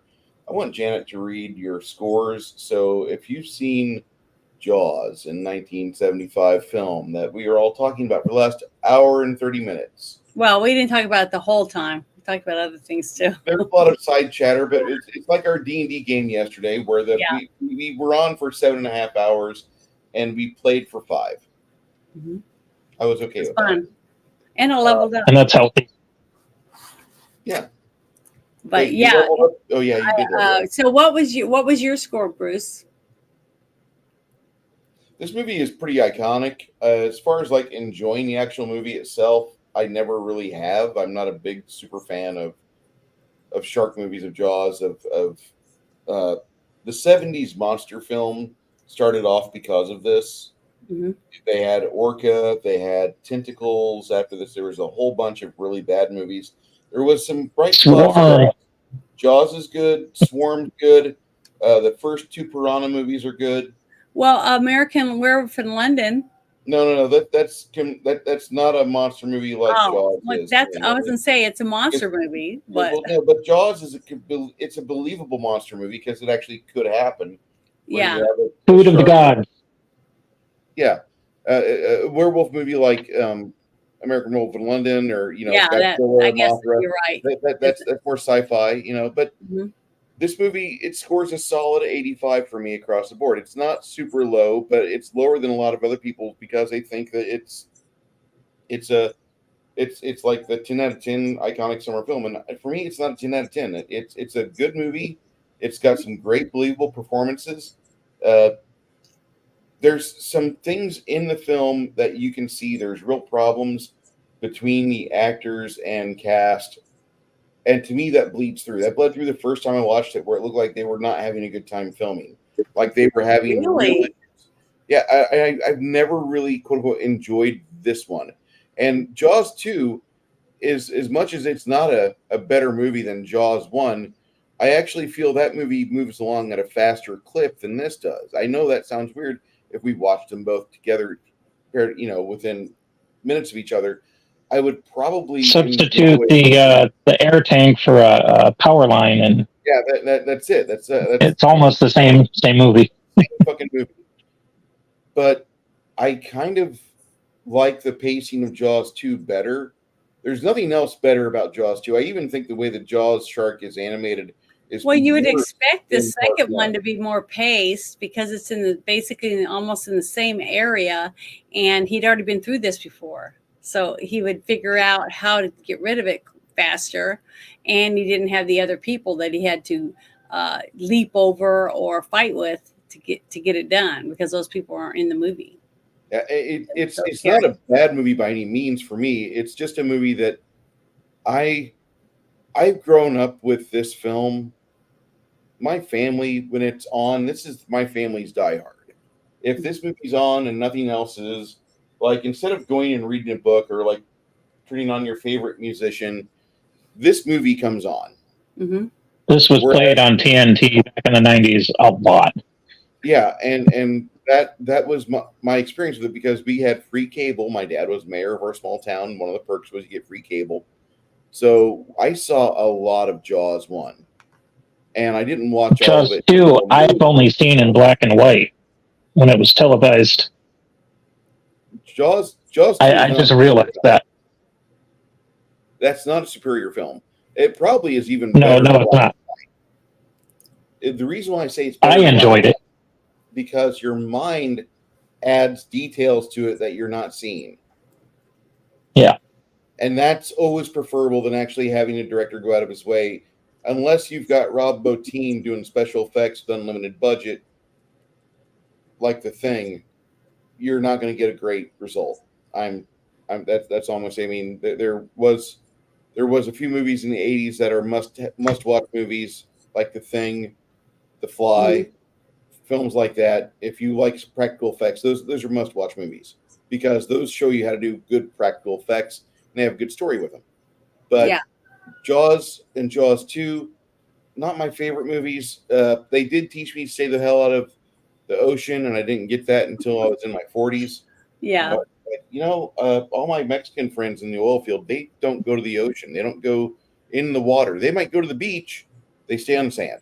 They don't fuck with that water. There's stuff in that water that will kill you dead. And There's fish poop in that water, folks.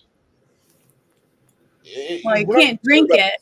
We're not talking about the sea and river here. We're not talking about the problem with we're going to have a triathlon, but we're going to make all of our swimmers sick during the swimming portion because they're going through raw sewage. The Olympics had so many good fails this year. We'll have to do a rant on the Olympics at some point when all this is blown over. I didn't watch any of the Olympics. All I've gotten from the Olympics was from news articles and memes. I didn't watch any videos or any of it while it was going. I didn't miss anything. At least I don't feel like I did. A white liberal woman. A couple of years ago, when they got rid of all the traditional Olympic events, like it started with the Greeks. Like when they started getting rid of that, I was like, I'm over it. Now they got these weird categories, and thankfully some of them have been shut down. So Six Nations, what is your score? My score. Mm-hmm. I would say that would be 85% easily. The scenes, there's certain specific scenes that I can bring up from memory, and they've been refreshed with our viewing of it, and those are iconic. Like, obviously, you got the action scenes that everybody remembers, and ooh, sharks eating people, but it's the smaller scenes. Yeah. Like when he's cutting open the shark, and he's throwing out big chunks of fish, and then there's the tin can and the license plate. Like, that's stuck in my head. I'm like, that's extremely realistic. Mm-hmm. The scene at the dinner table, that was awesome, because that was like a guy going through a bunch of shit, and he's trying to keep his sanity and be stoic and do the job as not only a father, but the chief of police, and he's got all this shit in his head. And then he looks over at his son, and they start doing goofy faces and shit, and it's a human moment. It's awesome. So, like, I see that. Yeah. And then there's the part of me that really digs the cheesy horror, gore and all that crap. And then also, on the same note, the effects. Like, yeah, it's a big clunky mechanical shark, but it works well. And at the time, that was like state of the art. Mm-hmm. Yeah, see, when I watch a movie, and I try to think back of when it came out. So when I'm watching it and I'm rating it, I rate it with that in mind too. Not just that it's coming out, because it's not coming out now. It's not a new film that's coming out of the theater to look like that. But I know that some theaters did put Jaws out to get more people to come to the movies and stuff, because of the COVID stuff, to try to get people to come back to the theaters for like bargain nights and stuff like that. And man, that would be fun to get a group of people and go watch Jaws on the big screen again with popcorn and everything. I think that would be a lot of fun. I would make like a costume party, say, hey, we're going to do it. Yeah. There was a pool party where people. Yeah. I posted that on my Instagram. I post a picture about the way that you're supposed to watch Jaws. It had a big screen outside.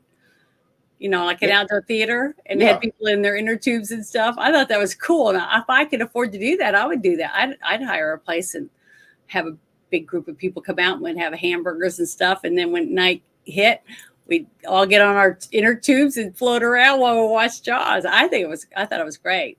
But my score, I'm going to give it a 9.5, just under a 10, because I gave 10 to my few of my very favorite movies.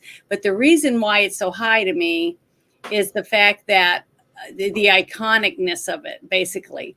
Like I said, everything about it that was perfection.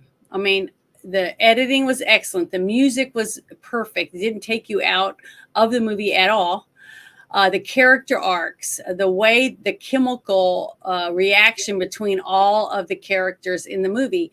I felt a loving, romantic relationship between him and his wife in the opening scene in the bedroom, right? The way that they're talking back and forth, and they get up and he looks out the window and he's getting ready for work and he's grabbing his stuff and she's teasing him about his accent, just little things, very personable between the two of them. And I thought they had very good chemical presence together as a husband and wife to portray those two characters. She seemed loving yet stern with him, like a real couple. And the way she was with her sons, like the one scene I was telling you about when he's at his desk and he's reading and looking through the shark manuals in the survival guides and all the different things, and you see all these shark attacks and you see the skin hanging off the bites, and it was just really mutilated meat, and it was just really scary when I was talking about it. And then he walks out on the porch when he asked her where his son was, because his birthday was the next day. And he says, well, she said, he's sitting in his boat. And he goes, what? And he runs out and he's telling him, get out of the boat. And you see the camera pans and you see the littlest one sitting on the dock looking at his big brother, like a little brother would be doing. And the big brother sitting in this new little boat that he got for his birthday. And he can't wait to be out on the water in it, because that's what boys do. They're ready to take on the world. And you see that, and the mother's like, don't, it's his birthday. And she's trying to argue with her husband like the normal parents would do. And then she takes the book from him and she's flipping through it, and she sees that one picture and it scans down the page, and it's a shark eating the boat. And then she says, get out of the boat. You hurt your father, So basically, that's what happens with all couples. You're going to bicker about stuff, but when it comes down to it, especially with your kids, you're going to back each other. You're going to react the same way because you both love your children. So I just loved the character arcs between the husband and the wife, and the scene where she goes and she takes him a bag for his trip on the boat with Quinn.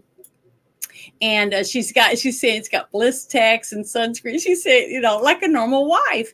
So I just thought it was really, really good. The way that the two went back and forth with each other. And then she hears Quinn yelling and screaming and belittling everyone. And she didn't like him, because that's totally not her husband. Her husband's very respectful, and because he's a police chief, he treats people with respect.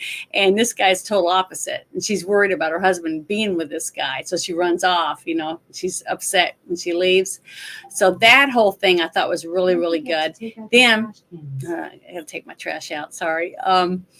Then you have the banter between the shark guy genius, which is Richard Dreyfuss, and the sheriff too, and how they get along. And you see his analyticalness with the people, the chaos that's going on, especially when the guys are overloading that one boat, and he seems like, oh, they're all dumb motherfuckers, basically, is what he's thinking to himself.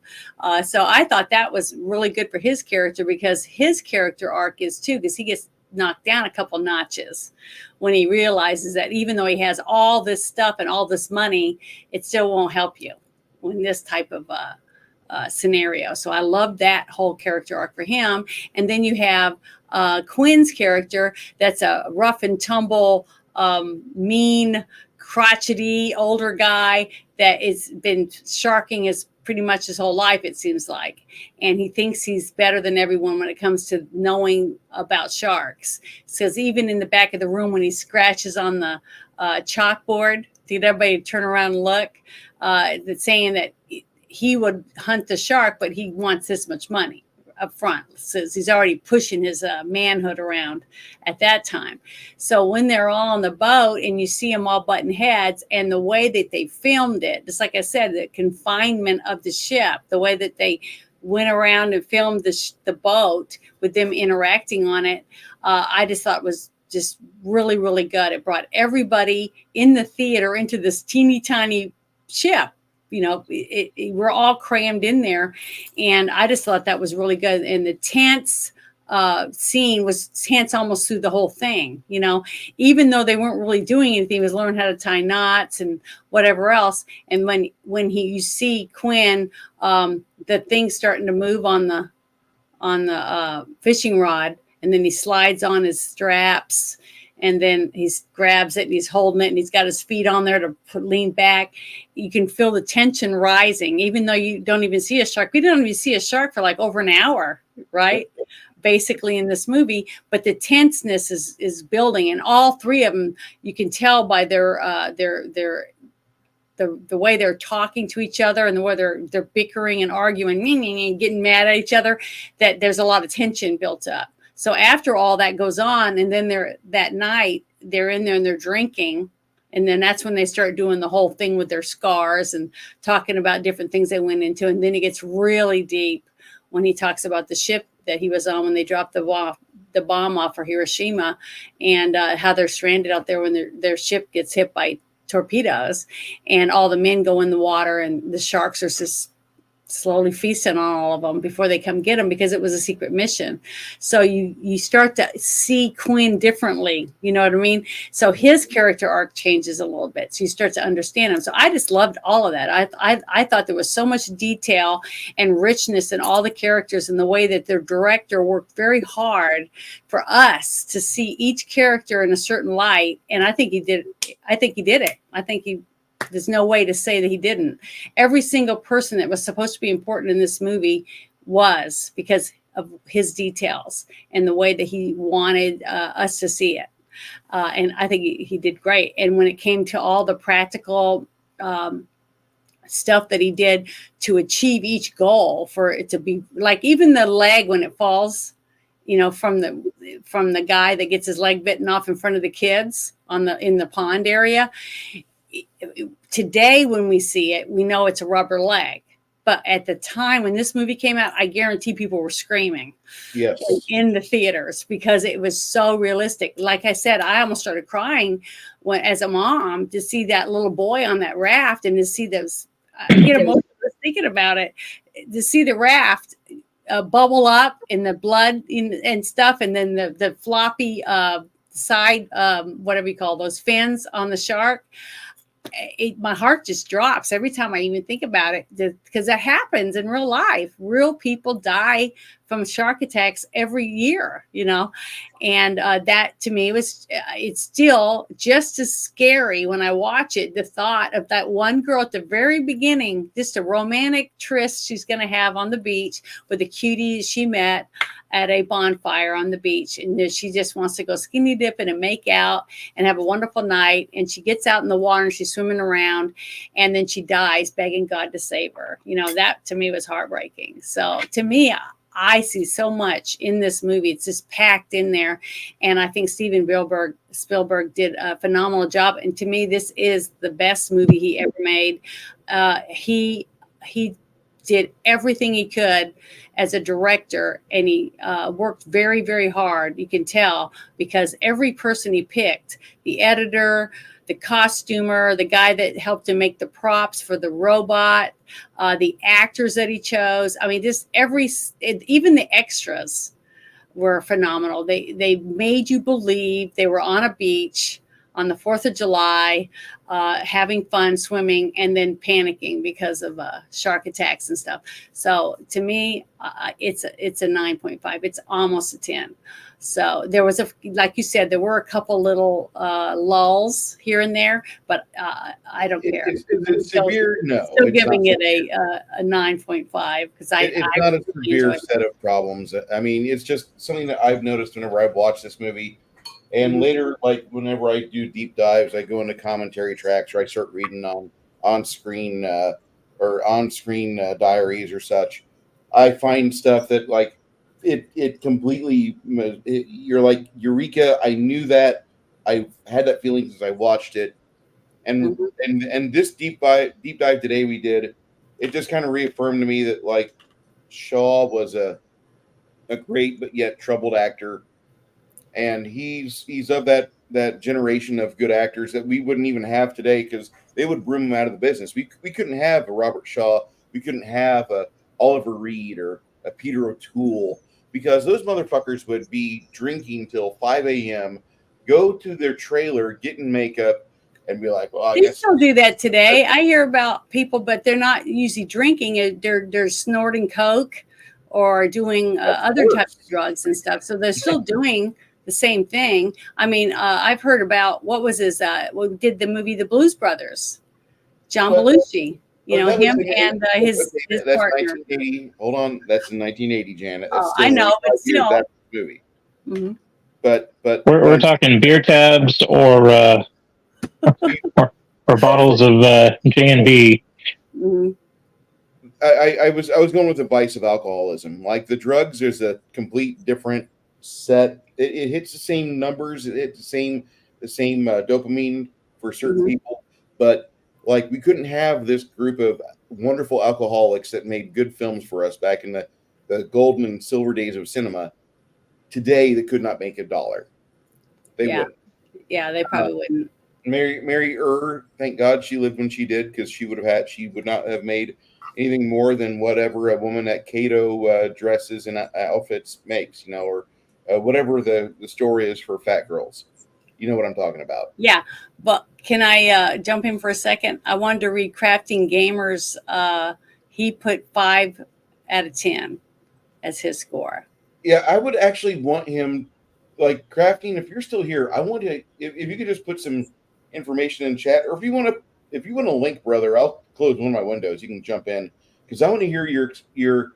I almost said excuse. Forgive me. I want to hear your reasoning for 5 out of 10. 5 out of 10 is a lot lower than what I graded, and I think I'm pretty harsh on a movie that everybody else feels is a cinema classic. Don't you dare besmirch Jaws. It's the iconic summer film and blah blah blah blah blah blah blah blah blah blah blah blah.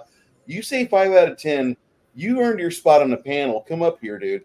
Let me get you this link because I got to hear this. I was going to say he was lower than you because I was trying to go through and see if I missed anybody. You can have that opinion. I want to hear his. I'm curious because like I can see it from one aspect. Like I don't really do animal horror movies unless they're really, really horrible. Well, like Attack of the Killer Shrews or something like that. But it'd be interesting to hear that because like then you got another perspective. Yeah, and Kronos is on here. He says it's an 8.3. So he gave it a pretty good score too. I try to visualize it from when it came out. You know what I mean? I try to look at it, what the details that you would be able to have at your fingertips when you're putting it together. And I don't know. I just love this movie. It scares the shit out of me. And I cried a lot, but I still love it. I think it's very well made, very well put together. The idea of being eaten is like horrifying. And it really thankfully, because of this movie, I was more aware of my surroundings. So like the red triangle is a thing. Think of it from like the top of Marin County all the way to the Monterey in the month of October.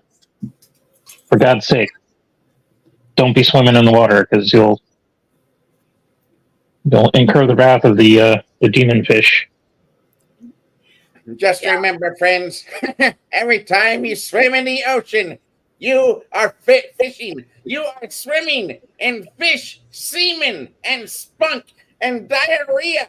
Imagine you just swam through a cloud of fish diarrhea. You just thought the water was cloudy. That's why it's so salty. Sorry, I had to say that. Yeah, pineapple doesn't solve that. Oh, Crafting, how you doing, sir? Hello. I'm fine. sorry, it took me a little bit to read your score. I was waiting for them two to give theirs before I gave mine, and I'm very wordy. So, but Yeah, yeah, that's fine. we'd love to hear. We'd love to hear your why. I want to hear your criticisms of it because you're a little younger than me, not much, but I gotta hear this because my first viewing of Jaws, it wasn't an 8.5. That had to evolve. Yeah. Oh. I found the movie honestly boring. I know a lot of people, it had so much in it. It's like, there's a reason for that though. I was spoiled for these type of movies, as in I saw Alien before I saw any other movie like this. So I have never seen a horror movie that rates to me at, I think, 6 years old watching Alien. Wait, you saw Alien at 6 years of age? Yep, with no nightmares. I absolutely loved the movie. Okay. That's I'm different not. for me. I saw The Exorcist when I was 4, and that's probably made me the wonderful person that I am today.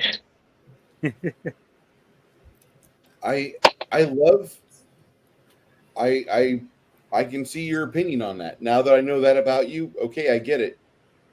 I completely get it. Kronos, who saw it in the theater? Okay, they're going to have to be older than 49, okay? Because this movie came out when I was a wee baby, and it was supposed to come out the month before I was born. Yeah, I was still swimming in my dad. You weren't exposed yet. I was still a pollywog. That's hilarious. Yeah, this movie, I mean, you could see it in the theater back during COVID because Alamo Drafthouse, before they closed down, the greatest, worst theater they had on Marbach. Now it's a Santikos theater. They have a theater that every showing of a movie, you could see the ceiling fans that they didn't adjust the projector for, so the ceiling fans were projected onto the screen because they didn't aim it down like a degree or a half a degree. And when you walk through that theater, your shoes would stick to the hard surfaces because of all the spilled carbonated drinks that were never mopped up. And the cockroaches would walk you and your popcorn to your seat. It was great, but it was part of the quote unquote the experience. I mean, there were pest problems there, but they weren't so horrible. It was an experience that you have to go through, kind of like whenever you go to the Orient, and don't go over there where they're preparing your sushi because it's on the sidewalk. Your sushi is on the sidewalk getting prepared. Mm-hmm. Don't do that. Don't go over there and look at that. Just go over to this clerk and buy the stuff that's already made for you. A half hour ago, they did the same thing to it, but don't think of it that way. Mm-hmm. 2001 Space Odyssey was 1969. Empire Strikes Back was 1980, and then 82 for Wrath of Khan. Both of those I've seen in theaters. I'm sure Janet has too. But during COVID, the movies that we're talking about today, Empire Yeah, I Strikes saw Wrath of Khan at the movie theater. Back, Jaws. Yeah, 82 was a very busy summer and basically year because there's a lot of good stuff out. The cocaine was good. But That's plus, all you got to remember, I was at Air Force Base. 5-year-old me was loving it. So you could go to the movies for like 50 cents on the base, and your parents could drop you off, or your sister could drop you off and leave you there. You didn't have to have a grown-up because you were on a base. So I grew up differently than most people had, just didn't have, the problems that a lot of other people had because I was lucky to have been on a base. That's what we call an Army brat. Yeah, I was a military brat. My dad was Air Force, so I was lucky. And I say that a lot. That's how my cousins were. Mm-hmm. I envy them. They're like, oh yeah, we got to go see this movie, and I'm thinking like, I got to mow how many lawns? Yeah, see, after my dad got out of the service, then I had to start getting summer jobs, because, with 5 kids, you got to help pay for things if you want it on your own. So, yeah. I think this movie has had a big impact on entertainment in general. I mean, when I think of summer films, I don't think of Jaws. There's a lot of other movies I think of that are better than Jaws. I don't think of Aliens, which was the movie of 1986, but Did it come out in the summer? This came out in... No, I mean Alien, the first one. Aliens came out, I believe, in the summertime because there was another movie that I love more than Aliens that was supposed to be coming out and being the summer film. Big Trouble in Little China? Correct. But instead, Aliens came in, and like Hillary Clinton, as soon as she got on scene, it sucked up all the oxygen. Nobody could talk about any other film without talking about Aliens. Not that Aliens is bad. We've reviewed it. And You mean Aliens, Sigourney Weaver? yeah. Aliens is good. The director's cut is interesting. You didn't say Sigourney Weaver. You said Hillary Clinton. So Hillary I was Clinton, no. I equate Aliens, the movie, to Hillary Clinton. Why? Because the Death Toll? 1986 movies, though their movie exists to 90% of America except for Aliens. Aliens sucked up all the oxygen in the room for 1986. When that movie started going onto its media blitz, they were going apeshit crazy about throwing the trailer in front of every film, children's films, artsy releases, every movie you saw in late 85 up to the summer of 86, you would have the Aliens trailer in front of it. Mm-hmm. And it would scare the piss out of you, and you had to see it. When I saw the trailer for it, I thought, wow, that looks neat. But I want to see Big Trouble in Little China because I like Kurt Russell. I've seen The Thing. My mom didn't want me to see it, but I saw The Thing, and I loved it. And I then thought The Thing was really, really good, too. He was in... Those are my two top 10s right there, The Thing. Yeah, The Thing is in the top 10 of my movies, too. Because it's just a well-made movie, too, though. You know, it's way up there in everything like I just talked about with this one and also with Tombstone. The way it was made, the care and love that went into it from the director is why all those movies are as big as they are, because you could tell everybody involved wanted to see it be a success. And I wish we had more of that instead of people bitching and moaning, well, I didn't get top billing and I didn't make enough money or whatever, instead of wanting to see a craft come to life, something that they cared about. And when a person goes in and says, okay, I got picked to play this character, but you go in there and you want to be that character. Just like I said, when I was first told about Wolverine and I found out Hugh Jackman was picked for the lead, I wasn't very happy about it because I love Wolverine comic books. I have tons of them and half of them are autographed, and stuff like that. And I take them to cons and get them autographed. And I wasn't happy because Wolverine is short and hairy. It's not tall and good looking, so I was mad because I felt like I was going to get ripped off. So when I saw it, it took me a little bit, but the more I watched, the more I got into the movie, the more I accepted him as Wolverine simply for the fact that I could tell that he cared about this character. He tried hard. He said bub and stuff like that. Just little things, just like what Ryan Reynolds did with Deadpool when he got pissed off. Because I got up and left in that one movie with Deadpool. He sucked. So, Yeah, you could have inserted any other character. Yeah. And substituted Deadpool for him. Kronos, Anyway. If you want more, I got a link for you in chat, buddy. If you're in Texas or you can get Real Ale Brewing, I recommend this. This is better than Fireman's 4. So, it to me, I can tell, just like what Bruce was saying, that he felt a tension between some of the actors. See, I didn't see it that way. I looked at him as a gruff, rough and tumble guy because I didn't know he had a problem with drugs or drinking or whatever. Well, he did base his character off of two real life guys. The fisherman that lived in the shack where they were spray painting the boat, and it was like screwing up his stuff. Like that was mostly his personality. But then I think the guy that owned the boat, or was one of the guys that dealt with the boat, he also was kind of gruff and had some cool one-liners that Robert Shaw incorporated into his character to make the personality of Quint. Mm-hmm. Well, he did a really good job to me as portraying a person that I felt Quinn would be. You know what I mean? I think Robert Shaw did a phenomenal job on it, and whether it was because he was an alcoholic or whatever it was that added to his character, it's sad to say that, that he was that good because of that. I hate to say that, but I didn't know about any of that. I just went by. He had talent. It was just that his alcoholism made him really tough to work with. Like this movie, the amount of problems that they had from beginning to end, like it's amazing nothing got made. Like nowadays, they just like scrap everything.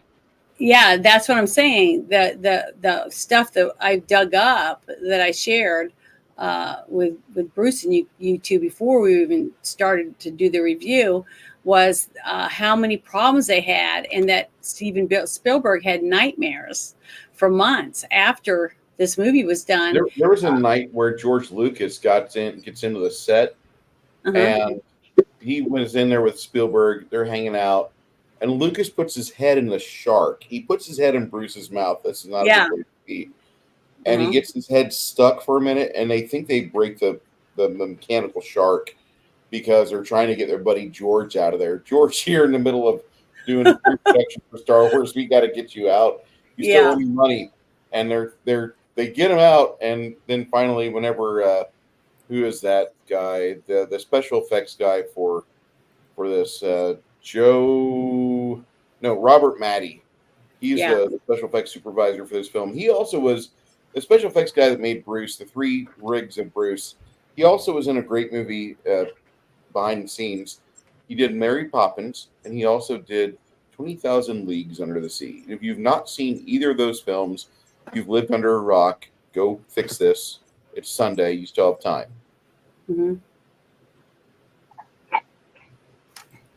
So here's a little. Oh, go for it. Going back to the Deadpool thing, I got a question for you. Going back to the Deadpool thing. Yeah. Did you have you seen the director's cut of Deadpool 2? Maybe I own it. I own the DVD. Well, I'm asking because if you go far enough through the credits, eventually you see a couple of scenes of Deadpool going through time, and one of the things he does is kill that ridiculous Deadpool that they made for one. I know, and I love that. I always sit after the credits and watch everything. So and that's good because he thought that was ridiculous because it was, and I was thankful that he did it. That's why I said it made me even love Ryan Reynolds more because the dedication he had for the character he was portraying on screen. And I love that about, and to me, I feel like I can see that when they act. You know what I mean? Well, one of my favorite joke from that little set of scenes is not actually that one. It's where he shoots himself in the head because Ryan Reynolds is going for the part of the Green Lantern. Yeah, that too. You're welcome, Canada.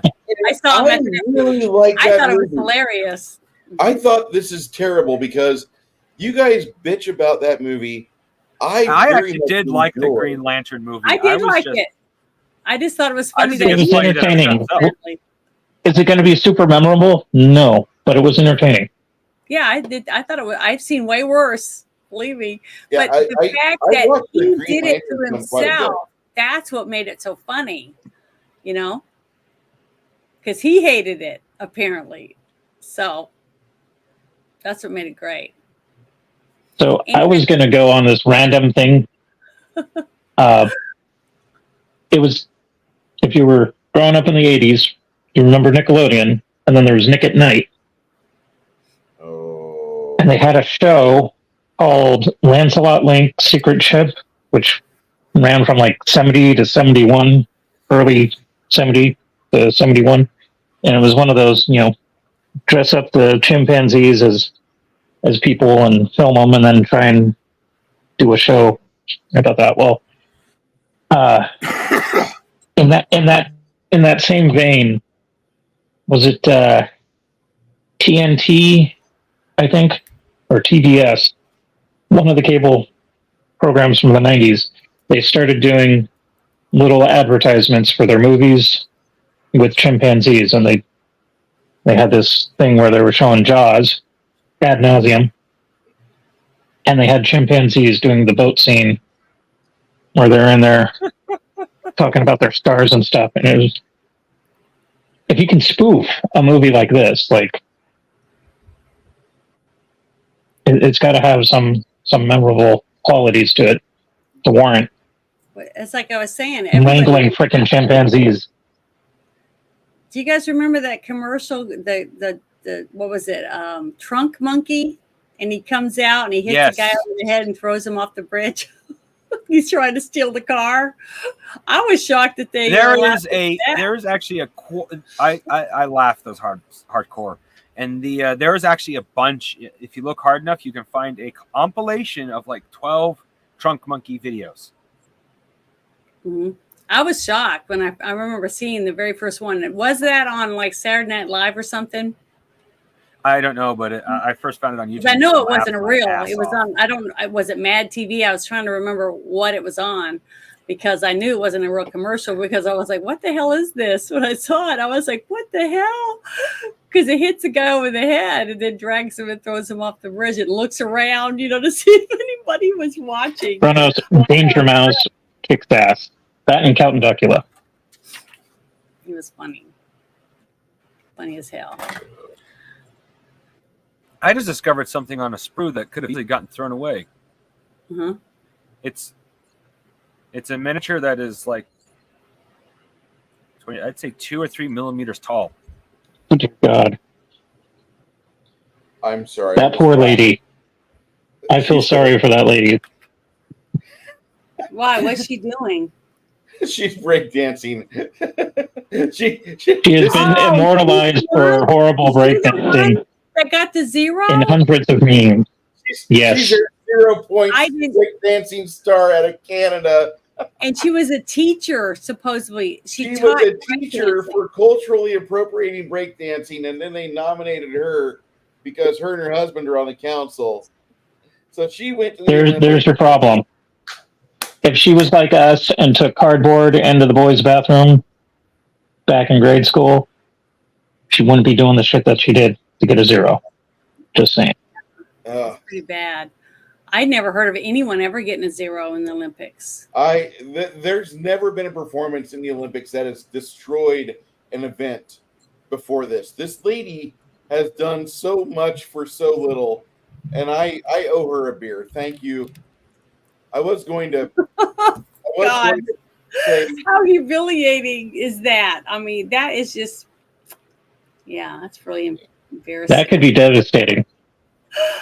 Oh, I didn't see it, but I'm sure it was bad because to get a 0 is she's in the Guinness Book of World Records for that, right? I hope so. God, everything else, every other negative incident is in Guinness. If she can turn it around and like make her life better after this embarrassment, like God bless her. Her husband will probably leave her ass too, so it's going to be really bad. So I don't know. I mean, I heard he had to struggle to get her nailed down, so I don't think we're going to have to worry about him leaving. Well, I didn't see what they look like, so I have no idea. It doesn't matter what they look like. It's always a matter of the fact of how much social cred do you bring to your liberal union. That's it. So does she have as much social credit as a Ichthyologist girl? She's not even on the same league. She's in the recreational league. Ichthyologist girls in JV, and Kamala Harris is the original OG Ichthyologist. Yeah, I know. She's got street cred. So One of Montel's hoes. Canadian, my bad. Terrible. Trunk monkeys, Danger Mouse. Wrecking Gamer, do you have any other criticisms of Jaws that you want to share with us? Because like this movie opened up a lot, and you have a right to give it a 5.0 if you're going to blame this movie on the garbage monster movies that infested TNT, Spike TV, and everything else. Yeah, and see, that's really sad.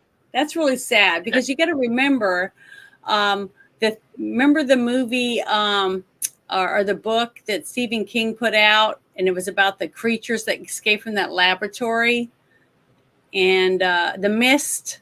Remember The Mist? The Mist, yeah, where the army opened up a portal to somewhere else. Yeah, and had the mist came out, and there was all these creatures in it, and it was killing people. Okay, The movie got it right. Yeah, the movie was really good. Yeah, had a better ending than the book.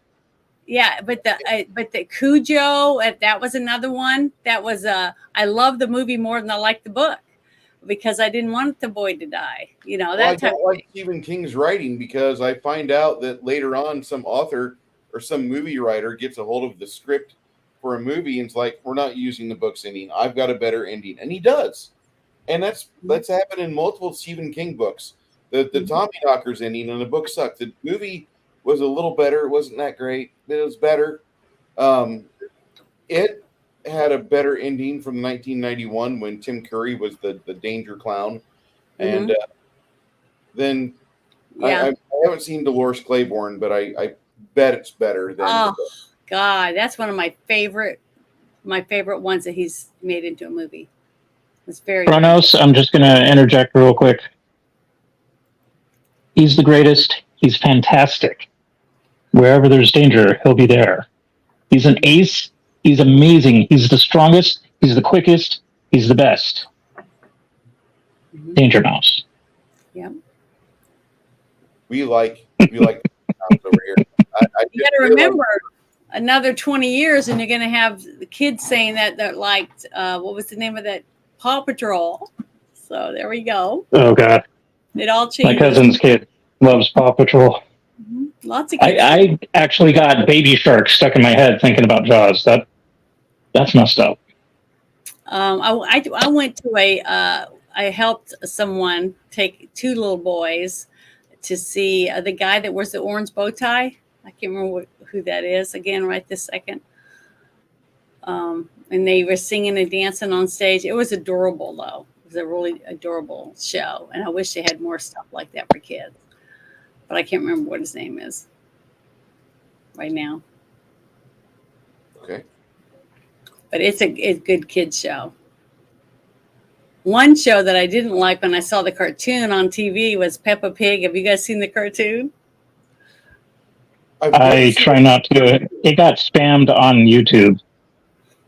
I know, which is weird because I don't watch cartoons, like little kid cartoons. Every once in a while, I'll look up some 80s stuff or whatever. But it just kind of looked like a penis. The dad's head and stuff, the way their heads were made and stuff. It was not, I just didn't like it. I could not get past that. So I was like, nobody I know is going to watch this show. It's bad.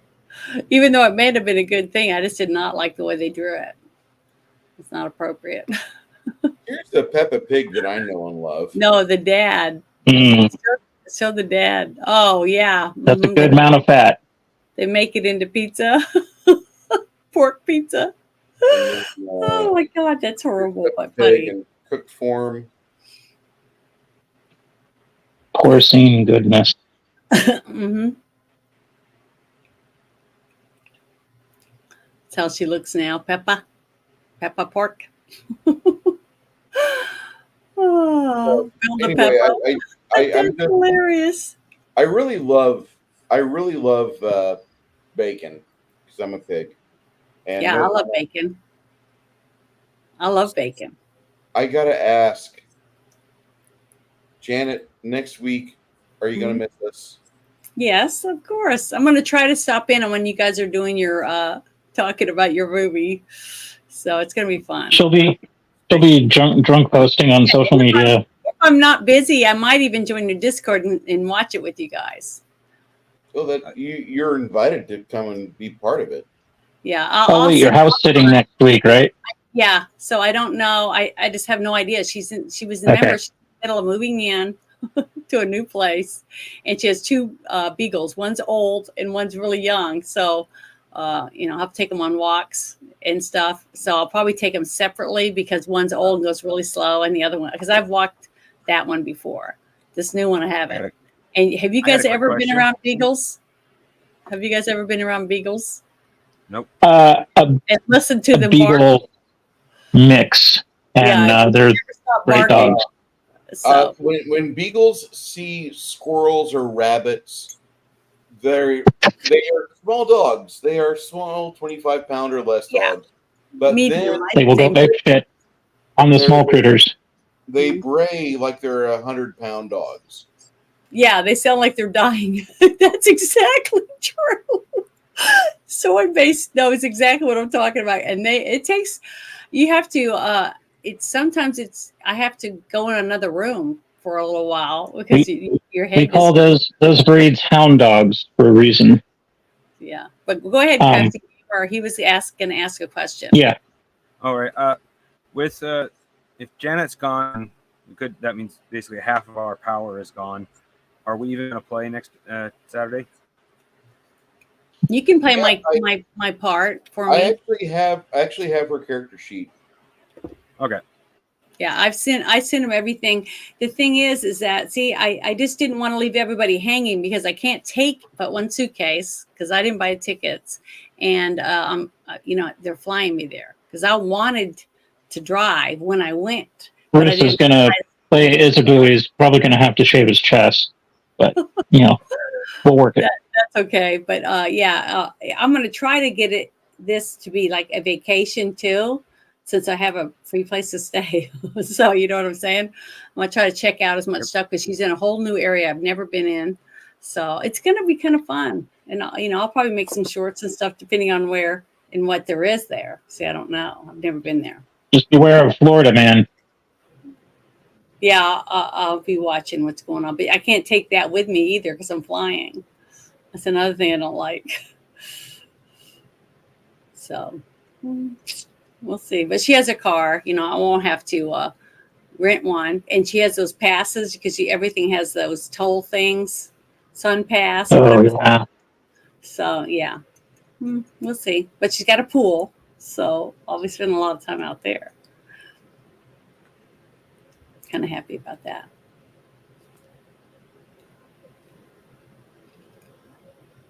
But you guys are going to be watching a really funny movie. I know you guys are going to have a ball watching that and talking about it. So that's why I said that would be a good movie for you guys to watch when I'm not here. Yeah, I just got that next week. I'm going to see if Barron can get a hold of the copy of it for us. Mm-hmm. Otherwise, we're going to have to go on the high seas. But yeah, isn't Barron the one that? No, it was Connell that told you about it, right? Yes. Okay. I just remember seeing the trailer. I was like, holy shit balls. Thank God I won't be around when you guys watch that thing. It does not look good to me. But I hope you guys love it. That's all that matters. If you guys enjoy it. Hundreds of beavers? Yeah. What's not to like? It just didn't look very good to me. But it might be for you guys. I mean, I don't know. I think it looks great. It looks like a funny fucking silent film. Yeah, it looks like something you guys will love, and that's why that's why I told Bruce. I said you guys need to review it. I think you guys will have a ball. It's like guys' night out or something. You know what I mean? Well, that's what I did. Like you could totally take an old Super Mario Brothers 3 raccoon outfit and just modify it, and it would fit the movie perfectly. Oh, that's what I was gonna. I'll be right back. I'm gonna show Bruce something.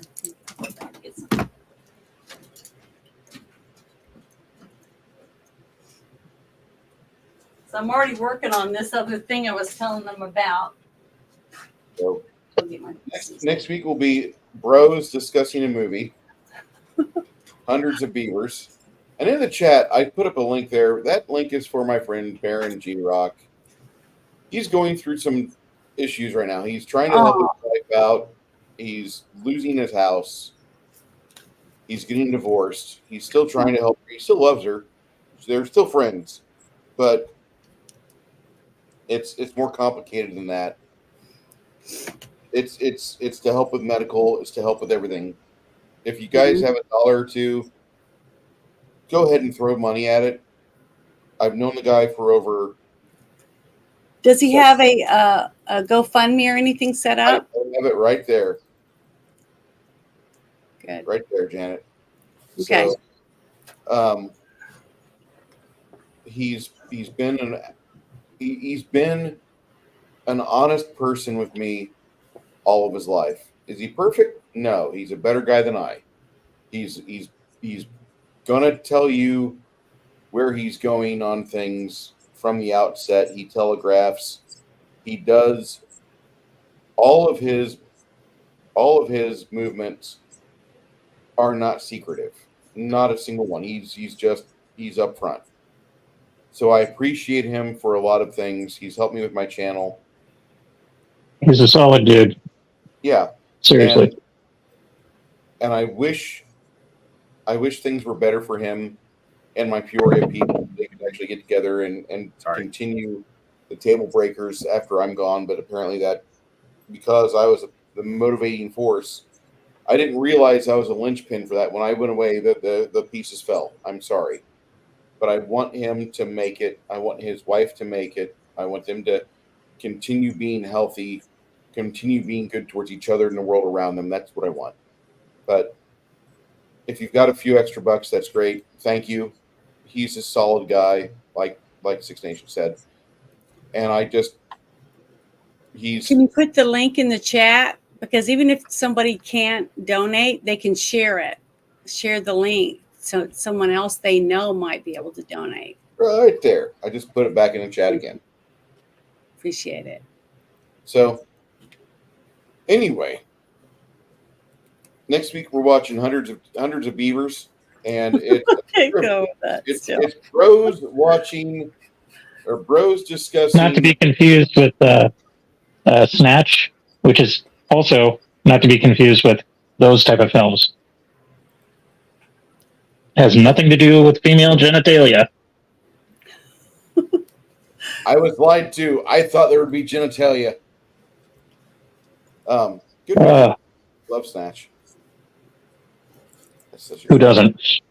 But I shared couple pictures with Bruce about a costume I was going to try to make. But look, what do you think? It's going to look pretty good, isn't it?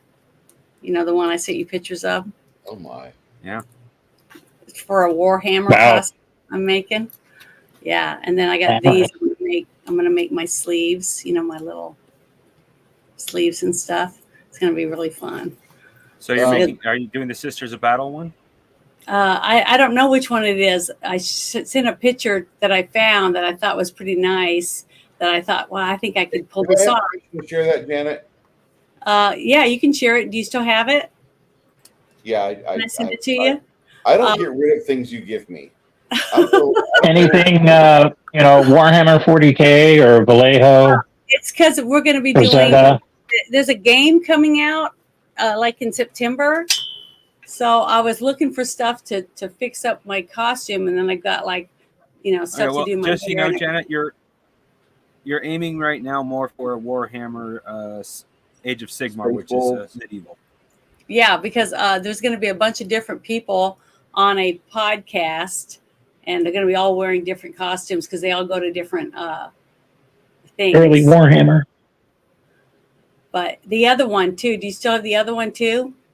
Let me see. Because that's the one I'm trying to base my costume on. That's how I'm going to do my makeup. There it is.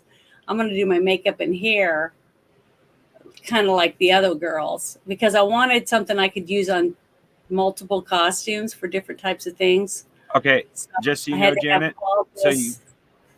yeah.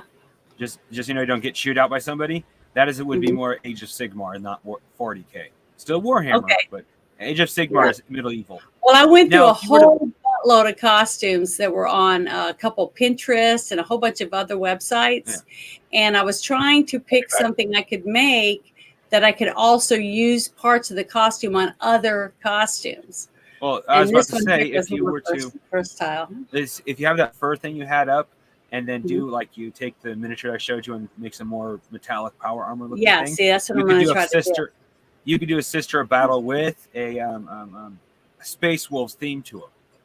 Well, after I start working on it, I'm going to start working on it when I come back. Yeah. I'm going to work on it a little bit in the next couple of days, but I don't really have that much time before I have to leave. And I've got a one of those things you put clothes on while you're working on it, behind me. Yeah. And I'll be pinning it up. I'm not going to sew it. I'll pin it all up, and then I'll take pictures and I'll send them to you if you don't mind, and you can help me. Because Bruce was the only one. Sure. I asked him, do you play Warhammer? Because I don't play it. It's just that since I do play other games, they thought, hey, would you want to dress up and be on the show? And I was like, I'll have to fix the costume. So it's going to be fun, though. And, I love making costumes and stuff. So, but see, I can use the different parts of that with other things. And plus, I'm going to have a skirt. This girl didn't have a skirt on, but I got a skirt to wear, too. Yeah, Janet, you and those boy shorts. I got some messages already. People like the boy shorts on you. Oh, the ones I'm wearing? Yes. Yeah. Did you see the butt? I Did did. they see the rear end? Yeah, When you saw it because I showed when you. you spun around, yes. You see what it says? Can you see it? Because I can't see the camera. Guard. See? Hold on. Hold on. This is why I bought this outfit. I showed it to you. I said, hey, it's got everything. It's got a hat and a pouch, and I got a deal on it. See? That looks. Baywatch theme playing in my head now. I said, hey, if we do Jaws, I could be a lifeguard. So, go yeah. in the deep water and wait for Janet to come rescue me. I wish I could have found one of those, whatever those things are. But the lifeguard didn't do much in this movie, did he? Except for blow his whistle. That's all he did. Hell yes, good. Hell yes, Kronos. God bless you. God bless us, everyone. Well, it's mine. So it'll suck that you won't be around for next week's movie, but we'll I'm make sorry. do. But I'm gonna be helping someone, and hopefully putting my feelers out for some other stuff with my pictures and stuff. So we'll see. Only feats. This is a hot take. And I don't know. I'm confused. I actually agree with Kronos on this 110%. Baywatch? I'll go with Baywatch viewing over Jaws because you could look at it like the whole Jaws series versus all of Baywatch, and you have one good movie, one okay movie, and two really bad movies. Yeah, see, I didn't see the last two, so. And then you have all the seasons of Baywatch, which is a screensaver of people running on the beach, including the Hoff. Don't you like the Hoff? I just pictured David Hasselhoff trying to eat a hamburger while drunk. Yeah, that was really mean of his That daughter. pop in my head. Every time I think of him now, I think of him on SpongeBob SquarePants.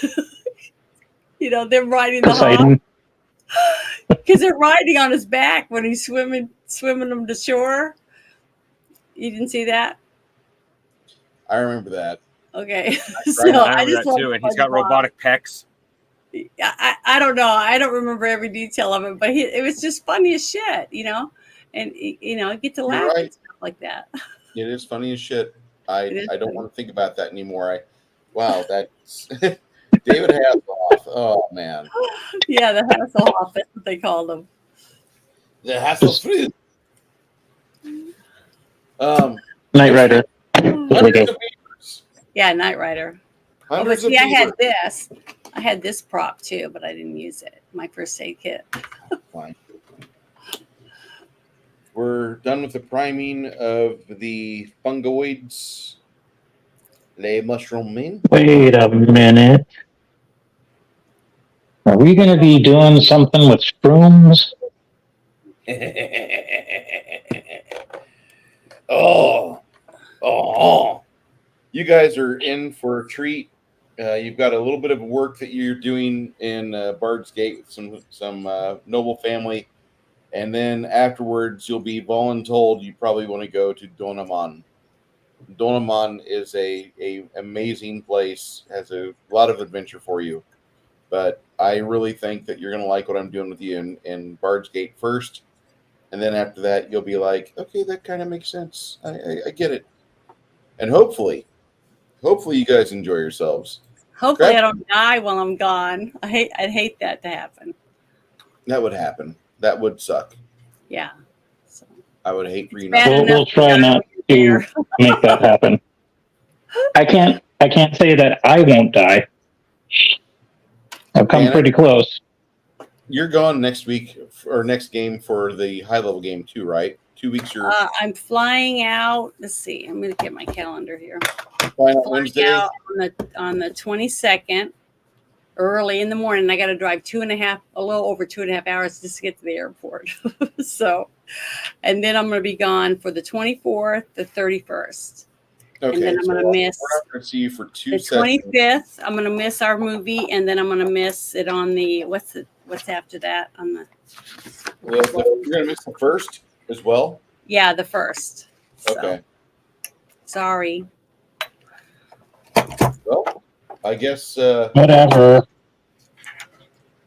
But see, I was planning on driving when they first talked about it, and then later no, we already got tickets. I went, oh, okay, because I hate flying. And if they say I haven't been on a plane since '93, so if they do that, I haven't been molested by TSA or I won't be happy. anything. I won't be happy at all if they try to make me wear a mask or something. Pray to God you're not on a Boeing. Yeah, I know it's gonna suck. It's Southwest. I don't know what planes they use. Knight Rider, Airwolf, even Street. What was the Street? What was the Street motorcycle? Hawk. Street Hawk. That was Street Hawk. And then you had Manimal. I don't know what you're Yes. talking about. Manimal was a TV 80s. show. Yeah, it was a TV. 80s sci-fi goodness, maybe. It was Right. like My memory gets fuzzy. Canon Films quality, including Canon Films budget quality.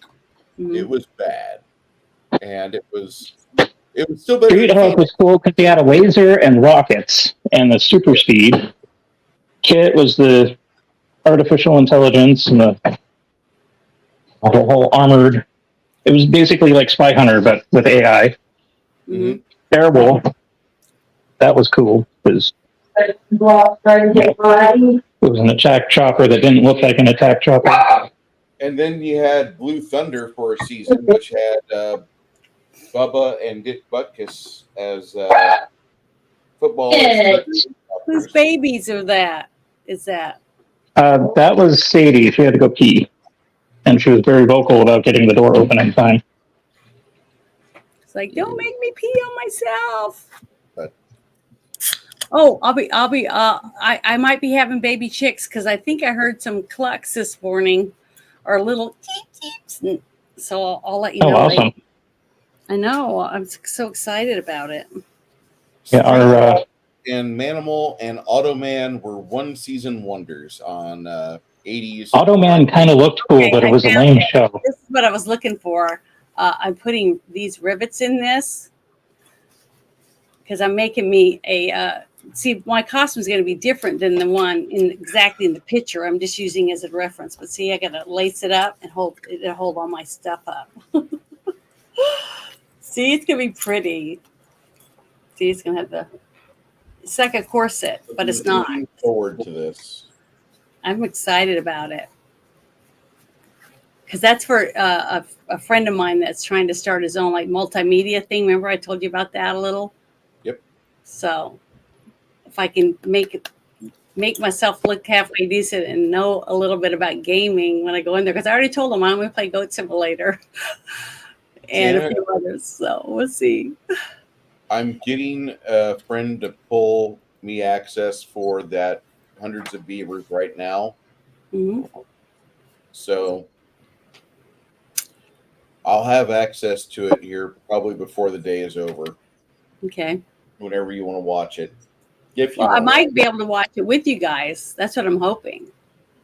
I'm hoping that you'll be able That'd to be be cool. a panelist between the Beagle. If I watch it, if I do get to watch it, I will definitely want to join you. But if I didn't watch it, I don't want to comment on a movie I didn't see. All I saw was the trailer. All right. Fair It's enough. just not right to to say this movie sucks if I hadn't seen it. Now, if you want to do that Willie's movie, I'll tell you it sucks, and I'll give it a 0. That's I'm an not awesome going to watch movie. that movie. I think it's Yeah. Willie something. I keep forgetting the name of it because it's so forgettable. It's horrible. Willy's Wonderland? Well, yeah, the one that's like Five Nights at Freddy, but felt terrible and bad. That one. It's supposed to be a bad movie. If you go in there Oh, it's thinking bad. it's a bad movie, then Achieved its goal. it's awesome. I You're like, didn't even okay, watch- he's just I like, didn't even watch it for 15 I want to play minutes. this character, and I want to do this, and I don't want to do that, and It was terrible. it's no Hamlet. Things I've ever seen. I mean, Mandy was a better movie, honestly. Like, if you wanted to watch it as a movie and enjoy it. It was trippy as hell, but you guys are going to Better love movie. it. I know that I could tell in Bruce's voice that he's going to enjoy that movie tremendously. And you guys are going to laugh a lot, and you guys are going to love doing the review on it. I just know it. So it's if you're into, like, MST3K or just, like, purposely bad cinema, this is going to be right up your alley, I think, from what I've seen. Mhm. We'll see. We'll see. But you got to come up with a cool name for the show. It can't be a girl and a guy because there's not going to be a girl. So it's Oh, going to be no. like 3 It's guys Rose discussing a movie. and a dud. Rose Something like discussing a that. movie. It'd be funny. as Yeah, shit. Guys on Film has been taken, and I'm not going to be doing 2 snaps and a twirl or anything like that, so. Don't do that. Yeah, That's already Rose been done. discussing a movie because I will throw out the option to my tabletop groups if they want to discuss this movie with it when they watch it with us. If they want to be on panel, they can. Yeah. And if anybody Just wants to remember, watch this movie with us, make sure you know who you bring up because you don't Classic want best. it on their desk or something like that. yeah, I don't want to have them like Yeah. flop their dick out on camera. I get it. Yeah, 3 old men and the kid. That's adorable. That's good. That's a good one. I don't know. You should let the chat, send you stuff. Invite them to send you names. To No. Oh, democracy bad. Mob rule. Some weird shit will pop up. Kronos asks, "Can I?" Yeah, make you jokes can. about You Janet can make giving us jokes. You can make jokes about me giving you CPR? Yeah, CPR. Janet. I'm sorry. I see her in a lifeguard hoodie, and I'm like, oh, I could see her. I have bad thoughts about Janet. Just putting that hair up in a bun. Let me help you get your lungs inflated. I'll be okay. Yeah. Yeah, I had it pulled up, but it was hurting the back of my head because I had it pulled up with a little clippy. And I was like, because I was trying to pull up. But Now, Kronos, I'm going to tell you this from the bottom of my heart. Beetlejuice 1 is a 2.5 out of 5 star movie for me. I give that an absolute 50 because I expected more. It's not a great film. It's not a bad film. But if Beetlejuice 2, what? the first Beetlejuice? I give it a 50. I don't thought like it was way better than that. Tim Burton like everybody else. I'm not a I Tim Burton. saw the cartoon more than I saw the actual movie. I think I saw the movie twice. One was in '88, and the other one was in like '89, maybe, on video. And my brother was into the cartoon, and so I got stuck watching it. I mean, it wasn't my favorite, but it wasn't a 50. There's Tim a Burton's lot of- like hit or miss on some movies. You wanted to do a critical show about movies with me, Janet. I know. Remember that. Just remember I know. that. And hey, I've been critical of some of the movies you had me watch, so I it's know. okay. I'm not going to get mad. I remember your 40% review of Midnight Meat Train. I get I it. know it was horrible, except I loved the scene with the girl in it fighting on the train. Yeah. She kicked ass. That was a wonderful scene. And the other movie about the men. Sorry, I knocked my lid off my box under my desk. I'm trying to fix it. The one with what was his name? John Belushi Remember? Real Men or something? Oh, I you're didn't- talking about Jim Belushi. Real Yeah, Man. Jim Belushi. Remember, I didn't give that one a very good. And I didn't do Cowboy Way very good. And I picked that one because I was excited about seeing the movie. I remember seeing when I was young. And then I saw it again. And I was like, this movie sucks. So, yeah, you know, I try to be fair and even. And I always give a reason why I'm voting the way I do. I'm not going to get mad at you for it. How long have we been doing this? Over 2 years, sweetie. Okay, so we've never got an argument over it. I think you should vote it exactly the way you think it should get the score, because we don't want to be exactly the same every time. That's kind of boring.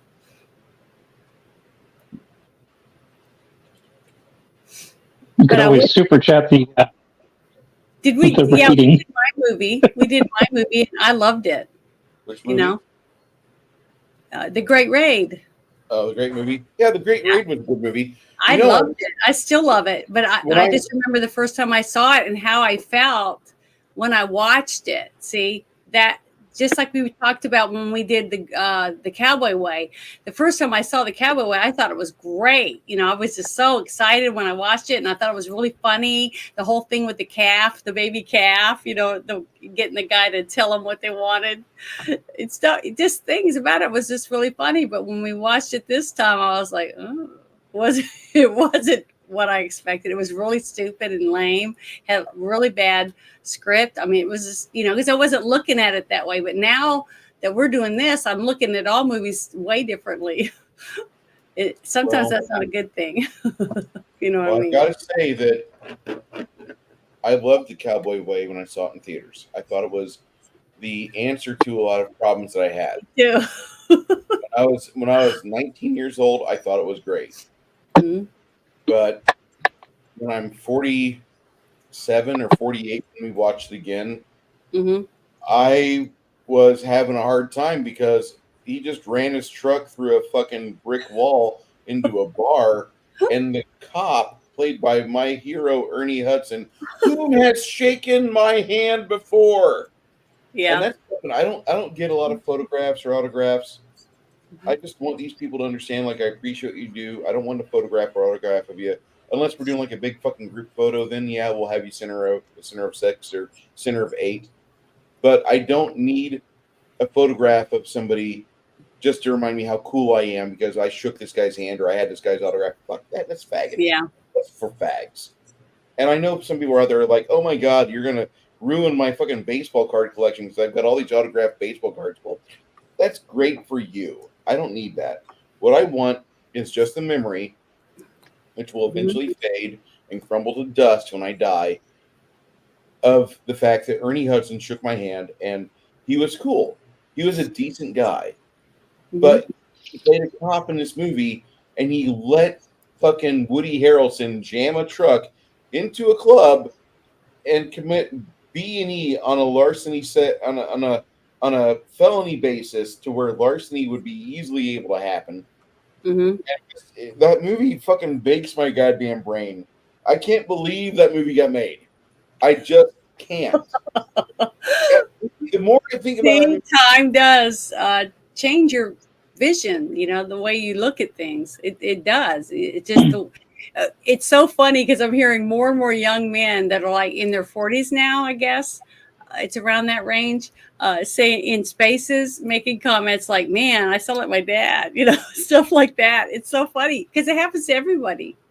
You know, it happens to all Ernie of us. Hudson was great in Ghostbusters, and what was it? The Substitute. I liked him in that. The Substitute with what's his name? From He looks Sniper. like Bill Maher. He looks like Bill Maher's replacement. Tom Berenger. Yes. There went my microphone. Get back in my ear. So there we go. Anyway, you guys, if you guys like us, and there's thousands that don't, and that's okay. But for our crew that likes us, next week it's me and Six Nations and whoever else wants to discuss this Hundreds of Beavers movie. Mm-hmm. That could be Yeah, photos. make sure you need, what I would do if I were you is I would make a post and put it on your channel, because I always invite everybody, to come and watch the movie with us. And sometimes people do and sometimes they don't. But we can't get everybody to join us, but I wish some more people would. I think they'd have a good time. Six Nations showed up and he keeps coming back, so he must have liked it a lot. But John, What can I say? I'm a closet masochist when it comes to cinema. This character right here, this guy, he doesn't make videos on a frequent basis, okay? Because, well, you start thinking of things like I need to perfect it or I need to do whatever. But he's building his own RPG, and I'm not trying to make his head swell. I'm not trying to make him fucking hesitate and release it, but hesitate during, instead of release. But crafting, you're doing fucking excellent, dude. Thank you. You're doing excellent. Yeah, I think so. Your work is good. Your prose is good. Keep going. Don't stop. Because don't stop believing. Yeah, you've got the ability, and you should understand what you bring to the table. Your game sounds really cool. Secondly, your ideas could be great for a table for years.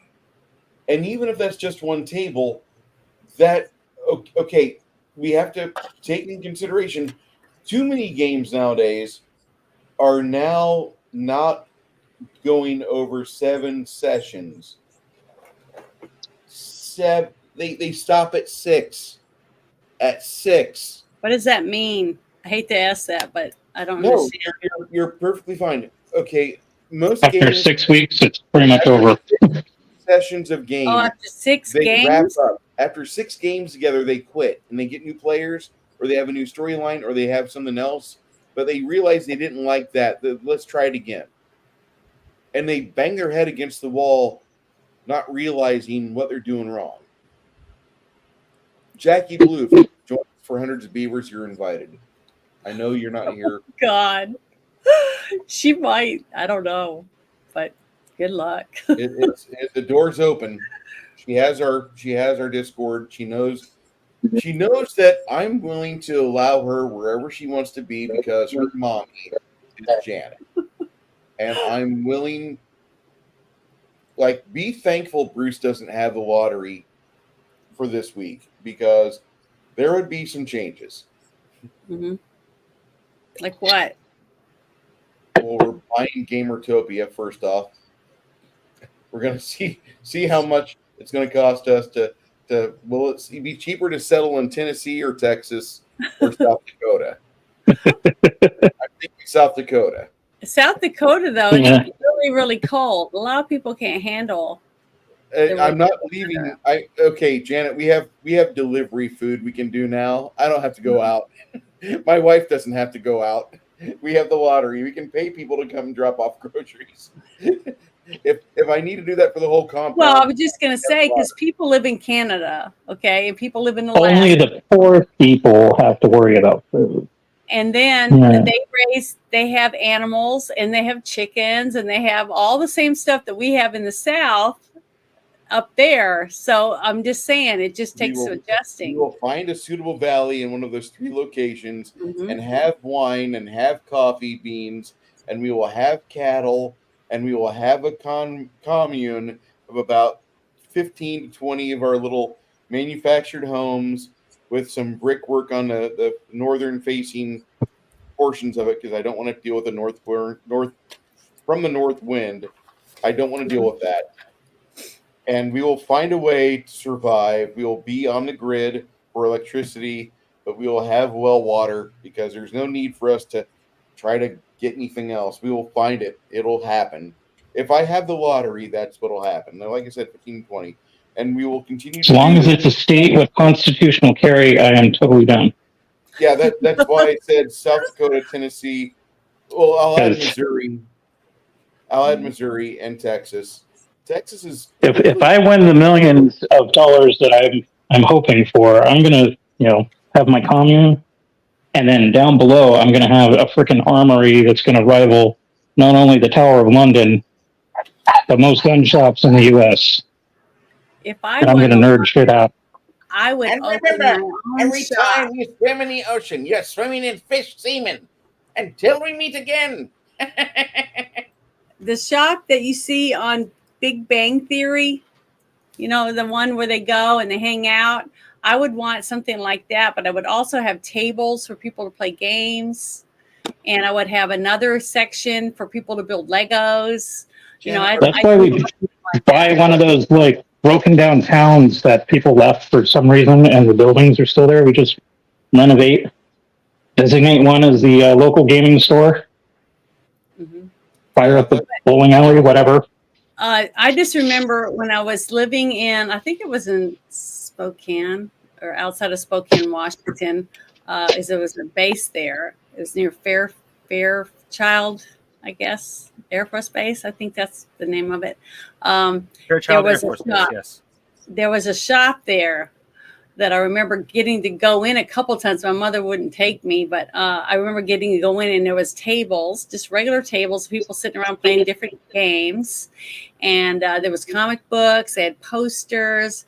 You could buy different little figurines. You know, it had all kinds of stuff in it for people that were into comic books and collectibles and things. And that I've ever since that. And then they also had the little model planes, and they had the trains, you know, because trains were really big. They had all the trees and the little people, I mean, and the lights that you could put in the little buildings. Oh, it was just awesome. And we did that movie. What was that movie? The one that they had the little tiny town in it. Was it, trying to remember the name of it, but it had the little city, and they had the little tubes that people got in. Logan's Run. Yeah, Logan's Run. I saw that. I said, oh my God, if I could have stuff like that and build it, that would be great. So if I had money, I would build something like that, so people have somewhere to go to play with the stuff they buy. You know what I mean? Because not everybody has room in their homes because they're in an apartment or whatever. But if once a week they could go down and play with their Legos and their whatever, you know, and pay like once a month, you know, for like a membership, or you know, to worry about other people coming in there and harassing you in the gaming area, out, you know, away from the comic books and stuff. I just think it would be really cool. Come one, come all, but make sure you bathe first. Never thought that would be a thing. To have that, people need a place like that. I think. Now, where I'm at right now, I wouldn't put it here. I would want to build it For somewhere. social creatures, we need a place to hang out, shoot the shit, Yeah. plunk some quarters into the uprights or pinball machines. Yeah, I would make a really cool place. Don't even start on that sort of thing, because I would go nuts with pinball. You don't quite stand. Oh, you would have loved one of my old coworkers. They were restoring pinball machines. Dozens If of you them. have time and money, it's okay, but you need time to be able to put the money into it to restore them.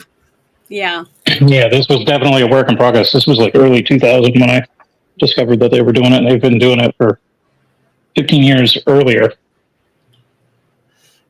And But now that Midway has stopped doing that stuff.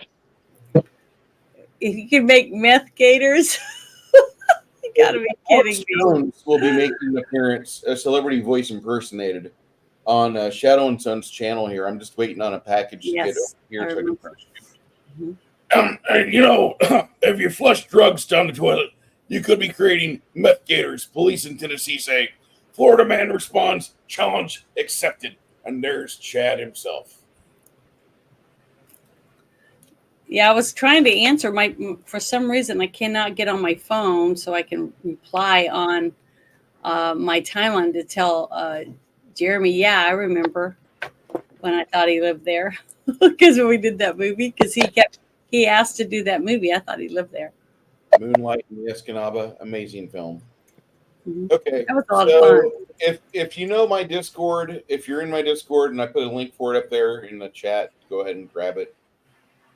We're going to be watching some stuff tonight on Discord here in a bit from some creators on other than YouTube locations.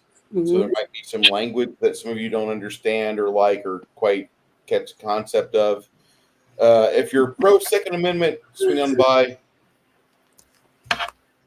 My name is Bruce, and next week I expect Six Nation 31 Kings and possibly others from my gaming groups to join us for a special review of the new movie Hundreds of Beavers, which I believe you would enjoy. It's a gaggle of women. I was kidding.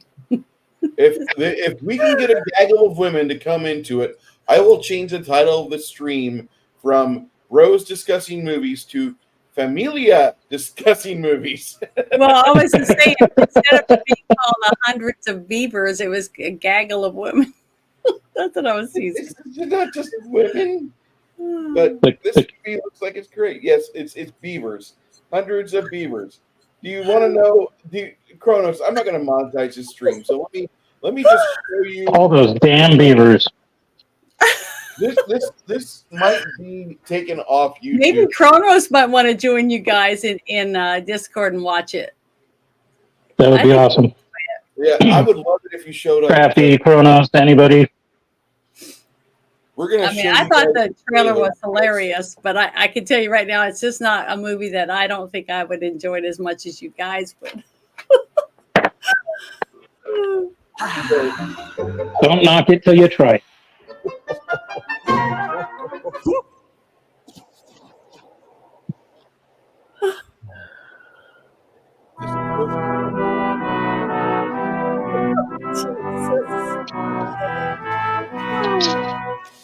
You guys are gonna have fun. Janet loves independent movies, so this is right up her alley. Busy little guys. Yeah, busy beavers.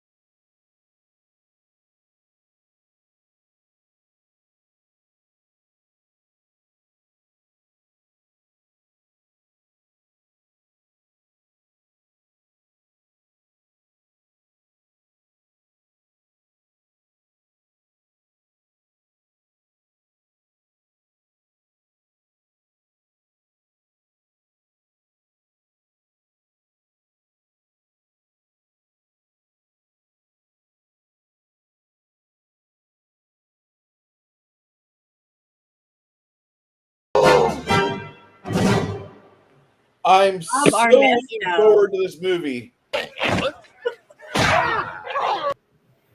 That just screams quality. That just screams it's going to be good, and I hope you guys enjoy it. Yeah, thank God there's no fucking squirrels. It is live action Looney Tunes. Yeah, this is going to be the. I think the best part is the fact they decided to use cheap effects. I'm so looking forward. I can't wait. It's gonna be great. You guys are gonna laugh your butts off. I just know it. So come by and join us next week. Janet will be gone for the next 2 weeks, although she will want to be here. I know her. She wants to be here. We will miss you. Yeah, Janet. I will be dropping in and stuff. I'm not going to be complete. It's just I don't know what the internet situation is or any of that yet. I'll see how artificially pumped the numbers are. We need more TNA. How are we going to do this? Where's Connell? We need. Yeah. This should have been your warning right there. Since it was Connell's suggestion, I'm like, okay, you guys, go for it. I'm looking forward to it because it looks funny as hell. Yeah, it does look funny. I know you guys are going to laugh a lot. Janet, have you ever seen the game Cupman or Cuphead? Okay. It's got that old timey. I wouldn't say Looney Tunes, it's more like Tex Avery type animation. This is Nope. more 1920s animation. Yeah, that looked like silent film. You know what I mean? Steamboat Willie type stuff. Had that look like it was a silent movie. Well, it really hit. There's a nerve that I really enjoyed. Let me see if I can share this. Share screen, entire screen. Also share audio. Thank you. All right. Oh my goodness. Oh, is you gonna show him the things we watched yesterday? No. Oh, okay. This is a game that you can play.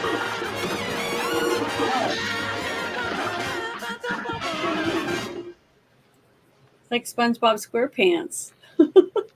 Holy crap, that was like super condensed. I can feel Yeah. my brain expanding. That's Whoa. That's a lot to process. here's the actual game trailer. But this is I'm looking forward to playing this.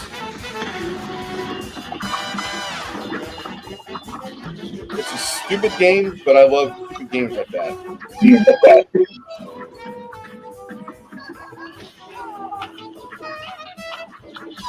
Yeah, that looks like it's in the 1920s.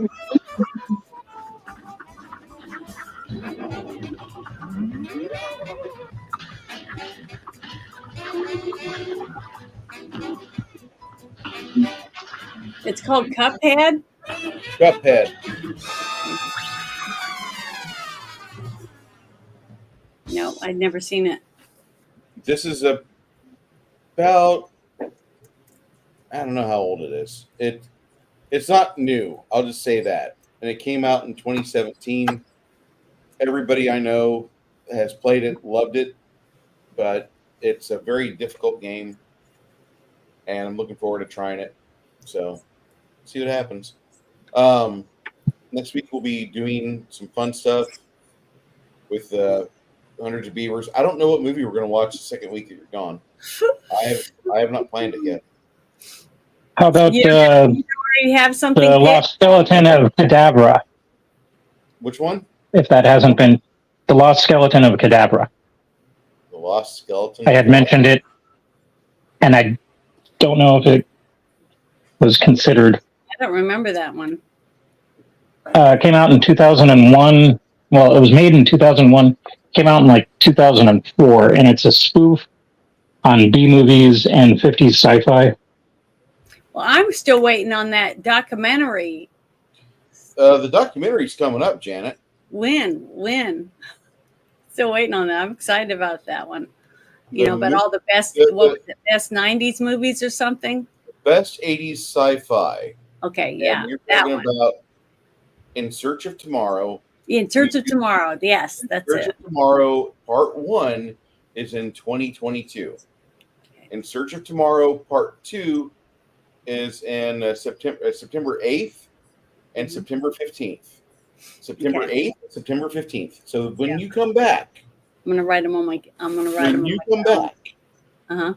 when you come back, we're going to be watching those films, those documentaries. So you're going to be plastered. You're going to get something comfy to drink. Yeah. And we're going to discuss what they go over because they discuss from 1980 to 89 or 1980 to 89. And they do a good job of showing you the movies that made that decade. There's other movies that are in the same, or other documentaries in the same series called In Search of a Hero and In Search of Horror. So But- the 8th and the 8th and the 15th. 15th. Okay. I'll put an arrow across there. Okay, I have it written on my calendar. We're looking forward to it. Yeah, I know. Ever since I Sounds like saw it'd be the fun. preview for that, I was like, oh my gosh, the interviews in that is going to be freaking awesome. I mean, it's the 80s. We were at the pinnacle, the golden age of It was cinema goodness. Yeah, it opened up doors for the best entertainment, at least in my point of view. And It's amazing what a couple of tons of coke can do.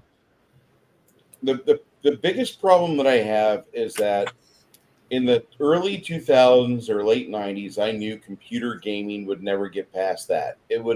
You might get better looking graphics or the sound might be a little better, but there's nothing that's going to top what we had in the early 2000s, because in the late 90s, early 2000s, that was when the 3D accelerators came out, and very few games get compared to the classics of those eras. And in fact, the games that compared to those eras, the games of Unreal, the games of Quake, the only thing that gets compared to that is Doom 2016 or Doom Eternal. Nobody talks about Call of Duty except for its bullshit multiplayer, which you buy the next version for $70 the next year because it has a 24 or 25 on the end of it. It's just a garbage game. Modern Warfare, what number is this? Well, it's the same game as last time, but in 6 months they'll add a zombies mod and we all get to play it with zombies.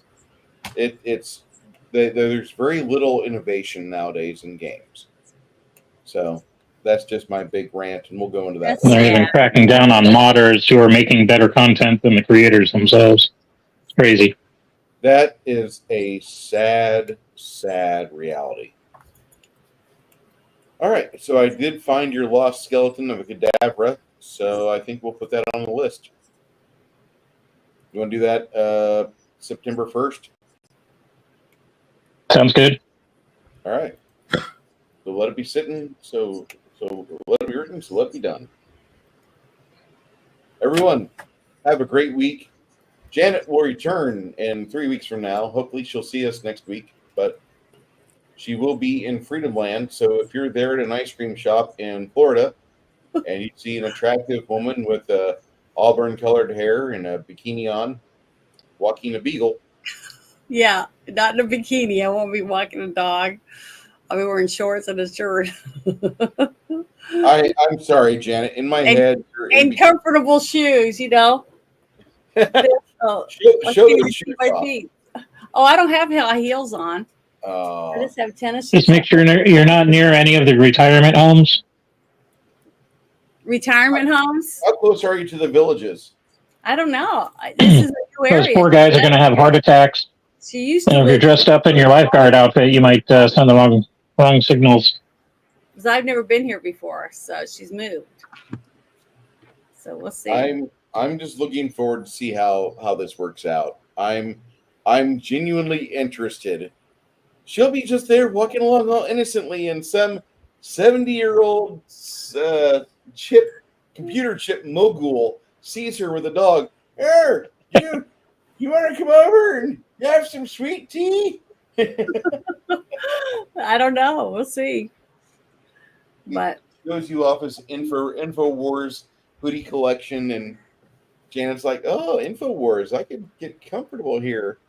Yeah, I could see that. yeah, she's always saying, "You need to move here." She's got legs. Yes, she does. She showed us tush today. All of you that are in thirst of tush. I forgot to turn off my camera because sometimes I do that. But see, I don't worry about it when it's just all of us. You know what I mean? Yeah. I just don't normally do that when we're alive. It's okay. That reminds me of a funny story about my first experience with Doom. When it was released, we went over to a friend's house, and he was the cool guy because he was living on his own with his roommate and had his 12-inch speakers hooked up to his PC, and we could hear the gunshots through the front door as we're knocking on the front door. I'm like, damn, what is that? That sounds amazing. And we saw the game, and it was Nobody called the awesome. police on him, thinking that someone was shooting. No, thankfully, he was in a decent neighborhood. Well, I shouldn't say decent neighborhood. It was the Beach Flats, but gunshots were common. Anyhow, it was kind of awkward because he went to go use the bathroom, and we're taking turns playing the shareware version of Doom. Mm-hmm. And I got on, and I'm getting into the game, and my friend's like, "Holy crap, who's that?" And I look, and all I can see is a ponytail, a hoodie, some short cutoffs, Daisy Dukes, Mm-hmm. and the cleanest looking legs that I've ever seen. And I'm like, that's weird. I didn't know he had a girlfriend. I was living with a roommate. And I was like, maybe it's his roommate. I'm gonna go see who this chick is. And he was like, excuse me, can I trouble you for a glass of water? And when they turned, it was his male housemate who had like shaved his legs for a swim meet, and he hadn't gotten his hair cut or his beard shaved. And it was like, dude looks like a lady moment. Mm-hmm. And my friend nearly had a heart attack, and I was cracking up laughing. I nearly died. And then my other buddy comes out of the bathroom and is like, "Oh yeah, that's my housemate I Nate." could go to one of those clubs and dress up like over dramatic makeup and stuff, and just say, "Hi, my name's Sky." You probably get a lot of drinks for me and stuff. You know, hey, it would work. I bet. Call me, ma'am. Well, there's other stories too. 2:30, 3 a.m. at Denny's, and a little early morning tryst out in the parking lot, and mixed signals. Mm. Friend's totally shit-faced and didn't realize it. Meanwhile, we're trying to give him hints without saying, and he insists on going out there. I was like, all right, you'll be back in about 20 minutes and totally scarred for life. Well, if it took 20 minutes and he found out too late. Yeah, he was nice and sloppy drunk, so I'm sure that they were out there talking, and then when the business transaction was going to happen. Mm-hmm. Take the credit card. There you go. Yeah. If you're like Eddie Murphy and you prefer your ladies of the night a certain musk, yeah. I guess that went over my head because I don't know what that means. Sorry. He ran into a tranny. And he was trying to hit her up, and she was trying to make a buck. Well, she must have looked pretty good. Or no, if you were sober, you'd know right off the bat. But means? Is that what they them means? No idea. See, that's what I said. I don't know. I don't speak socialist. I don't Well, either. that's what they're trying to do make they them from a multiple pronoun to a single pronoun. Oh, I did want to ask Bruce a question. Are you going to watch any of the convention this week? You know, See if there's like bombs going off and stuff. there's bricks being put into position. I know. I saw that. Mm-hmm. I don't know what the hell's going on there. That looks really weird. They've got some stuff going on in Chicago. I'm happy I don't live in. They've got over 56,000 Antifa. Like half of that is imported from Europe, and those guys you have to worry about. Our domestic Antifa, they suck. Yeah, These but guys will like literally firebomb your house and whatnot. So it will be interesting. Something. I don't know what's going to happen, but I'm expecting some fireworks. We'll see. Yeah, Starting tomorrow. not going to be good. And I hate. My advice is if you're in the Chicago area, stay strapped. Yeah, because I asked Connell about that. I said, "You're not right there near there, are you?" He said, "No, he was 4 hours away." And I was like, "Okay, that's good." Yeah, that's. I feel better for you because I was like really thinking about it. I'm like, I hope I don't know anyone that lives there. I'll be right back. Very dangerous. There's probably going to be some fires. I don't know what it's going to happen, but I think it's going to definitely be something. None of it good. Mm-mm.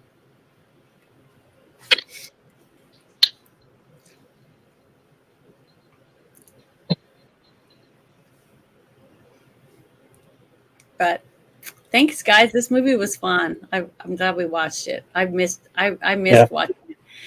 It was really good. It was. I enjoyed it. I've always enjoyed it. So it's good to see movies with people and get different opinions and reminisce. And then Crafty coming on and giving a 50%. I mean, there's a reason why. Epic. Because like, Honestly, how many of though, us actually look at the ratings like 5 stars or percentage out of 100, and we look at it and like, and then we might read 1 or 2, maybe 3 comments like, "Oh, this movie sucked," or whatever, whatever the reason is, but we don't actually get any context because it's just like somebody saw it and they bitch about what they didn't like. They don't put it into perspective. That was Were cool. we supposed to be? Weren't we supposed to stop streaming? Say again, sir? Didn't you say we were off air? Not yet. Okay. No, we're still streaming as Oh. far as I can tell. Thank God, because I thought if I had to like put on Must have pants missed it. for the stream, We're getting ready to get off Okay. the stream, guys. It's been almost 3 hours. You all be Kronos keeps changing his score. Kronos. He's got an 8.4 and 9.5. I guess he's God bless rating you, Kronos. different people that were on the show. Drinking. You all be safe. We'll see you next week for Hundreds of Beavers. Yeah, thank you, everyone. It was fun.